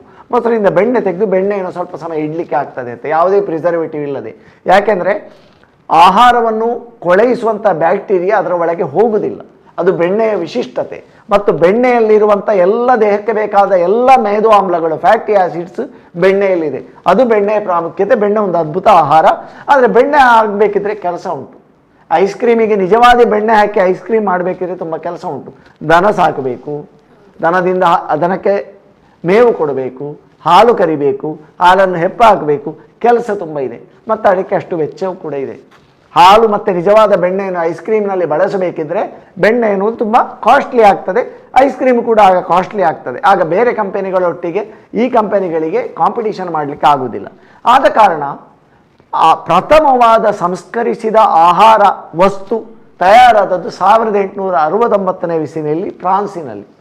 ನೆಪೋಲಿಯನ್ನಿನ ಅಳಿಯನಿಗೆ ಬೆಣ್ಣೆಯ ಬದಲಿಗೆ ಇನ್ನೊಂದು ಬೆಣ್ಣೆಯಂತೆ ಇರುವ ಒಂದು ವಸ್ತು, ಅದರ ಒಂದು ರಹಸ್ಯವನ್ನು ಯಾರಾದರೂ ಕಂಡು ಹಿಡಿಬಹುದಾ ಅಂತ ಒಂದು ಘೋಷಣೆ ಕೊಟ್ಟ. ಮತ್ತು ಹಾಗೆ ಯಾರಾದರೂ ಕಂಡು ಹಿಡಿದರೆ ಅವರಿಗೆ ಬಹುಮಾನ ಕೂಡ ಕೊಡುವುದಾಗಿ ಘೋಷಣೆ ಮಾಡಿದ ನೆಪೋಲಿಯನ್ನನ ಅಳಿಯ. ಆಗ ಆ ಫ್ರಾನ್ಸ್ನಲ್ಲಿ ಬೇಕರಿ ಉತ್ಪನ್ನಗಳ ಬಗ್ಗೆ ಬಹಳವಾಗಿ ಕೆಲಸ ಮಾಡ್ತಾ ಇದ್ದ ಒಬ್ಬ ರಸಾಯನ ಶಾಸ್ತ್ರ ವಿಜ್ಞಾನಿ ಇದ್ದ. ಅವನ ಹೆಸರು ಹಿಪ್ಪೋಲೈಟ್ ಮೆಜಮೋರಿಸ್ ಅಂತ. ಆ ವಿಜ್ಞಾನಿಗೆ ಈ ಒಂದು ಬಹುಮಾನ ಬಹಳ ಆಕರ್ಷಕವಾಗಿ ಕಂಡಿತು. ಅವನೊಂದು ಪ್ರಯತ್ನ ಮಾಡಿದ. ಬೆಣ್ಣೆ ಅಲ್ಲ, ಆದರೆ ಬೆಣ್ಣೆ ಹಾಗೆ ಕಾಣಬೇಕು, ಅದು ಇರಬೇಕು, ಆ ಕನ್ಸಿಸ್ಟೆನ್ಸಿ ವಸ್ತುವಿನ ಅಪಿಯರೆನ್ಸ್ ಆಗಿರಬೇಕು. ಏನು ಮಾಡೋದು ಅಂತ ಒಂದು ಪ್ರಯೋಗ ಮಾಡಿದ. ಏನು, ಅವನು ಈ ನಮ್ಮ ದನಗಳ ಕಿಡ್ನಿಯ ಸುತ್ತ ಒಂದು ಕೊಬ್ಬು ಶೇಖರ ಆಗ್ತದೆ, ಸ್ವಲ್ಪ ಗಟ್ಟಿಯಾದ ಕೊಬ್ಬು. ಆ ದನಗಳ ಕಿಡ್ನಿಯ ಸುತ್ತಲಿನ ಕೊಬ್ಬನ್ನು ಸಂಗ್ರಹಿಸಿ ಅದನ್ನು ಬಿಸಿ ನೀರು ಸೇರಿಸಿ ಒಳ್ಳೆ ಕಾಯಿಸಿದ, ಕುದಿಸಿದ. ನಂತರ ಅದನ್ನು ಬ್ಲೀಚ್ ಮಾಡಿದ, ಫಿಲ್ಟರ್ ಮಾಡಿದ. ಅದಕ್ಕೆ ಕುರಿಯ ಜಠರದಲ್ಲಿನ ಕಿಣ್ವಗಳನ್ನು ಸೇರಿಸಿ ಒಂದು ಸ್ವರೂಪ ಬಂತು. ಪುನಃ ಅದನ್ನು ಆ್ಯಸಿಡ್ ಹಾಕಿ ಬ್ಲೀಚ್ ಮಾಡಿದ, ಫಿಲ್ಟರ್ ಮಾಡಿದ. ನಂತರ ಅದಕ್ಕೆ ಬೈಕಾರ್ಬೋನೇಟ್, ಹಾಲಿನ ಹುಡಿ ಮತ್ತು ಕೆಲವು ಬೇರೆ ಉತ್ಪನ್ನಗಳನ್ನು ಆ್ಯಡ್ ಮಾಡಿದ, ಸೇರಿಸಿದ. ಮತ್ತು ದನದ ಕೆಚ್ಚಲಿನಲ್ಲಿರುವ ಅಂಗಾಂಶಗಳನ್ನು, ಟಿಶ್ಯೂಸನ್ನು ಕ್ರಷ್ ಮಾಡಿ ಅದಕ್ಕೆ ಸೇರಿಸಿದ. ನಂತರ ಅದಕ್ಕೆ ಅಚಿಯೋಟೆ ಅಂತ ಹೇಳುವ ಮರದ ಒಂದು ಹಳದಿ ಬಣ್ಣದ ವಸ್ತು ಇದೆ, ಅದನ್ನು ಬಣ್ಣ ಬರಲಿಕ್ಕೆ ಸೇರಿಸಿ ಅದನ್ನು ಚೆಂದ ಮಿಕ್ಸ್ ಮಾಡಿ ಅದನ್ನು ಒಂದು ತಯಾರು ಮಾಡಿದ. ಅದು ಬೆಣ್ಣೆಯಂತೆ ಹೋಲುವ, ಆದರೆ ಬೆಣ್ಣೆಯಲ್ಲದ ಒಂದು ವಸ್ತುವಾಗಿ ಬಹಳ ಪ್ರಚಾರ ಪಡೆಯಿತು. ಅದಕ್ಕೊಂದು ಹೆಸರು ಕೊಟ್ಟ, ಒಲಿಯೋ ಮಾರ್ಗಾರಿನ್ ಅಂತ. ಇವತ್ತು ಐಸ್ ಕ್ರೀಮ್ ಮಿಕ್ಸ್ಚರ್ನ ಭಾಳಷ್ಟು ಉತ್ಪನ್ನಗಳು, ಕೆಲವು ಕಂಪನಿಗಳು ಒಳಗಿಂದೊಳಗೆ ಇದನ್ನು ಬಳಕೆ ಮಾಡ್ತವೆ, ಒಲಿಯೋ ಮಾರ್ಗಾರಿನ್ ಅಂತ. ಸೊ ಆ ರೀತಿಯಲ್ಲಿ ಅಂದರೆ ಒಂದು ವಸ್ತುವಿಗೆ ಬೆಣ್ಣೆಯ ಬದಲಿಗೆ ಬೆಣ್ಣೆಯಂತೆ ಹೋಳುವ ಇನ್ನೊಂದು ವಸ್ತು ಅದು ತಯಾರಾಗ್ತದೆ, ಅದನ್ನು ಆ್ಯಡ್ ಮಾಡ್ತಾರೆ. ಈ ರೀತಿ ಬೇರೆ ಬೇರೆ ಬದಲಿ ವಸ್ತುಗಳನ್ನು ಬಳಸಿ ಅಗ್ಗದ ವೆಚ್ಚದ, ಕಡಿಮೆ ಉತ್ಪಾದನಾ ವೆಚ್ಚದಲ್ಲಿ ಈ ಐಸ್ ಕ್ರೀಮ್ ತಯಾರಿಕಾ ಉದ್ಯಮ ಆರಂಭವಾಯಿತು. ನಂತರದಲ್ಲಿ ಇದು ಪ್ರಥಮ 1869ರಲ್ಲಿ ಹೇಳಿದ್ದು. ನಂತರದ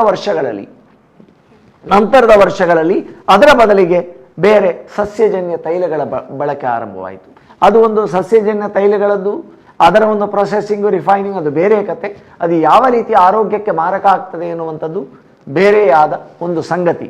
ಆದ ಕಾರಣ ಈ ಸಾವಯವ ಮತ್ತು ನೈಸರ್ಗಿಕ, ಸ್ವಾಭಾವಿಕ ಅಂತೇಳಿ ಶಬ್ದ ಬಳಸಿಕೊಂಡು ಜನರನ್ನು ವಂಚಿಸುವಂಥ ಧೂರ್ತರು ಇವತ್ತು ಎಲ್ಲ ಕಡೆ ಬಹಳ ವ್ಯಾಪಕವಾಗಿ ಹರಡಿಕೊಂಡಿದ್ದಾರೆ.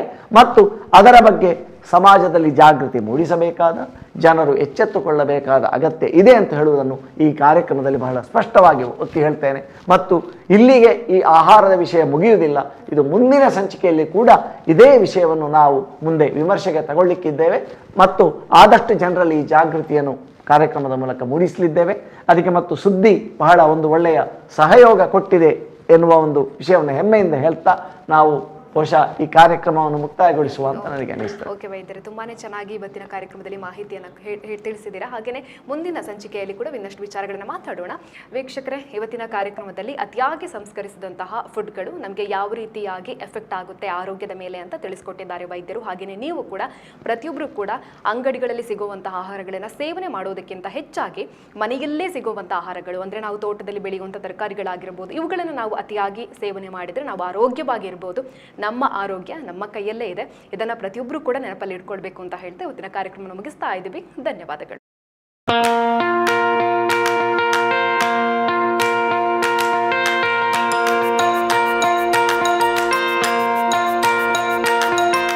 Dr. M.V. Shetty Institutions, Mangaluru.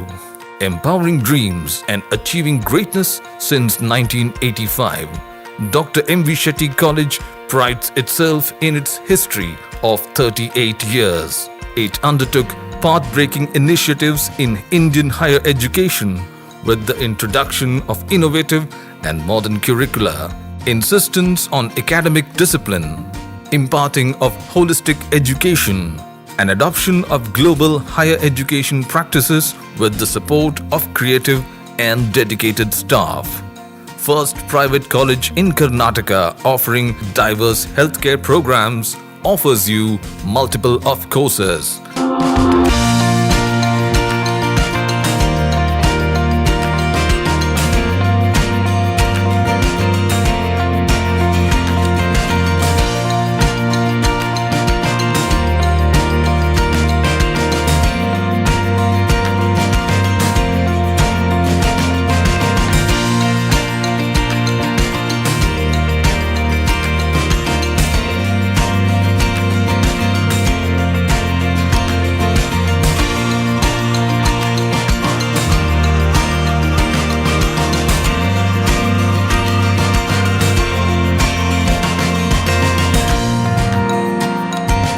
Dr. M.V. Shetty Institutions is a nurturing ground for an individual's holistic development to make effective contribution to the society in a dynamic environment.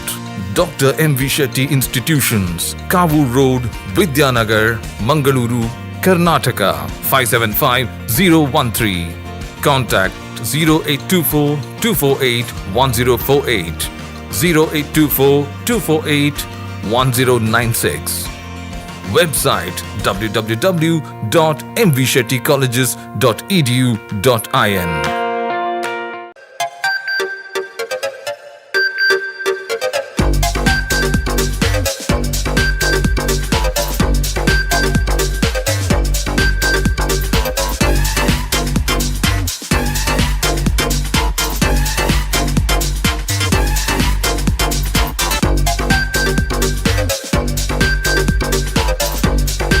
Navratan Electrical and Plumbing, wholesale dealers in electricals, plumbing, hardware, home appliances, sanitary, LED lights and electronics.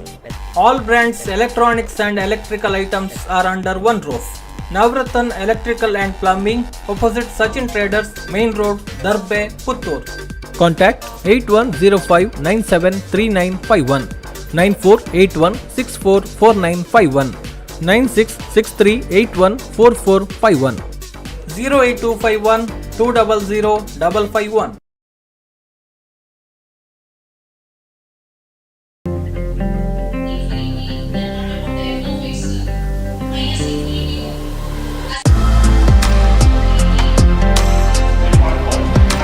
Vivekananda ಪದವಿ ಪೂರ್ವ college Puttur ಸಂಸ್ಕಾರಯುತ ಶಿಕ್ಷಣ ನೀಡುತ್ತಿರುವ ಪುತ್ತೂರಿನ ಏಕೈಕ ವಿದ್ಯಾಸಂಸ್ಥೆ. ನಿಗದಿತ ಕೋರ್ಸ್ಗಳ ಜೊತೆಗೆ CET, NEET, JEE, KVPY, CA foundation ಕೋರ್ಸ್ಗಳಿಗೆ ತರಬೇತಿ, ವಾಣಿಜ್ಯ ವಿಭಾಗದ ವಿದ್ಯಾರ್ಥಿಗಳಿಗೆ ವಿಶೇಷ ಸರ್ಟಿಫಿಕೇಟ್ ಕೋರ್ಸ್ಗಳು, ಅನುಭವಿ ಅಧ್ಯಾಪಕ ವೃಂದದಿಂದ ಬೋಧನೆ, ಸುಸಜ್ಜಿತ ವಿಶಾಲ ಪ್ರಯೋಗಾಲಯದ ಜೊತೆಗೆ ಗ್ರಂಥಾಲಯ, ವಿಶಾಲ ಮೈದಾನದ ಸೌಲಭ್ಯ, ಪ್ರತಿಭಾನ್ವಿತ ವಿದ್ಯಾರ್ಥಿಗಳಿಗೆ ವೇದಿಕೆಯಾಗಿ ರೇಡಿಯೋ ಪಾಂಚಜನ್ಯ ಮತ್ತು ವಿಕಸನ ಟಿವಿ, ಅರ್ಹ ಬಡ ವಿದ್ಯಾರ್ಥಿಗಳಿಗೆ ಉಚಿತ ಭೋಜನದ ವ್ಯವಸ್ಥೆ, ವಿದ್ಯಾರ್ಥಿ ವೇತನ ಮತ್ತು ಉಚಿತ ಶಿಕ್ಷಣ. ವಿದ್ಯಾರ್ಥಿನಿಯರಿಗಾಗಿ ಕಾಲೇಜ್ ಕ್ಯಾಂಪಸ್ನಲ್ಲಿ ಪ್ರತ್ಯೇಕ ಹಾಸ್ಟೆಲ್ ವ್ಯವಸ್ಥೆ ಮತ್ತು ಕಾಲೇಜ್ ಬಸ್ನ ಸೌಕರ್ಯ. ನಮ್ಮಲ್ಲಿ ಲಭ್ಯವಿರುವ ಕೋರ್ಸ್ಗಳು: ವಿಜ್ಞಾನ ವಿಭಾಗ, ಪಿಸಿಎಂಬಿ, ಪಿಸಿಎಂಸಿ, ಪಿಸಿಎಂಎಸ್, ಪಿಸಿಎಂಎ, ವಾಣಿಜ್ಯ ವಿಭಾಗ, ಎಸ್ಸಿಬಿಎ, ಎಸ್ಸಿಬಿಎ, ಇಸಿಬಿಎ, ಕಲಾ ವಿಭಾಗ, ಎಚ್ಇಪಿಎಸ್. ಭಾಷೆಗಳು: ಇಂಗ್ಲಿಷ್, ಕನ್ನಡ, ಹಿಂದಿ, ಸಂಸ್ಕೃತ. ಸಂಪರ್ಕಿಸಿ ವಿವೇಕಾನಂದ ಪದವಿ ಪೂರ್ವ college, Nehru Nagar, Puttur. 8073700468, 8105072386. Email ss016puc@gmail.com. Website www.vivekanandapuc.com.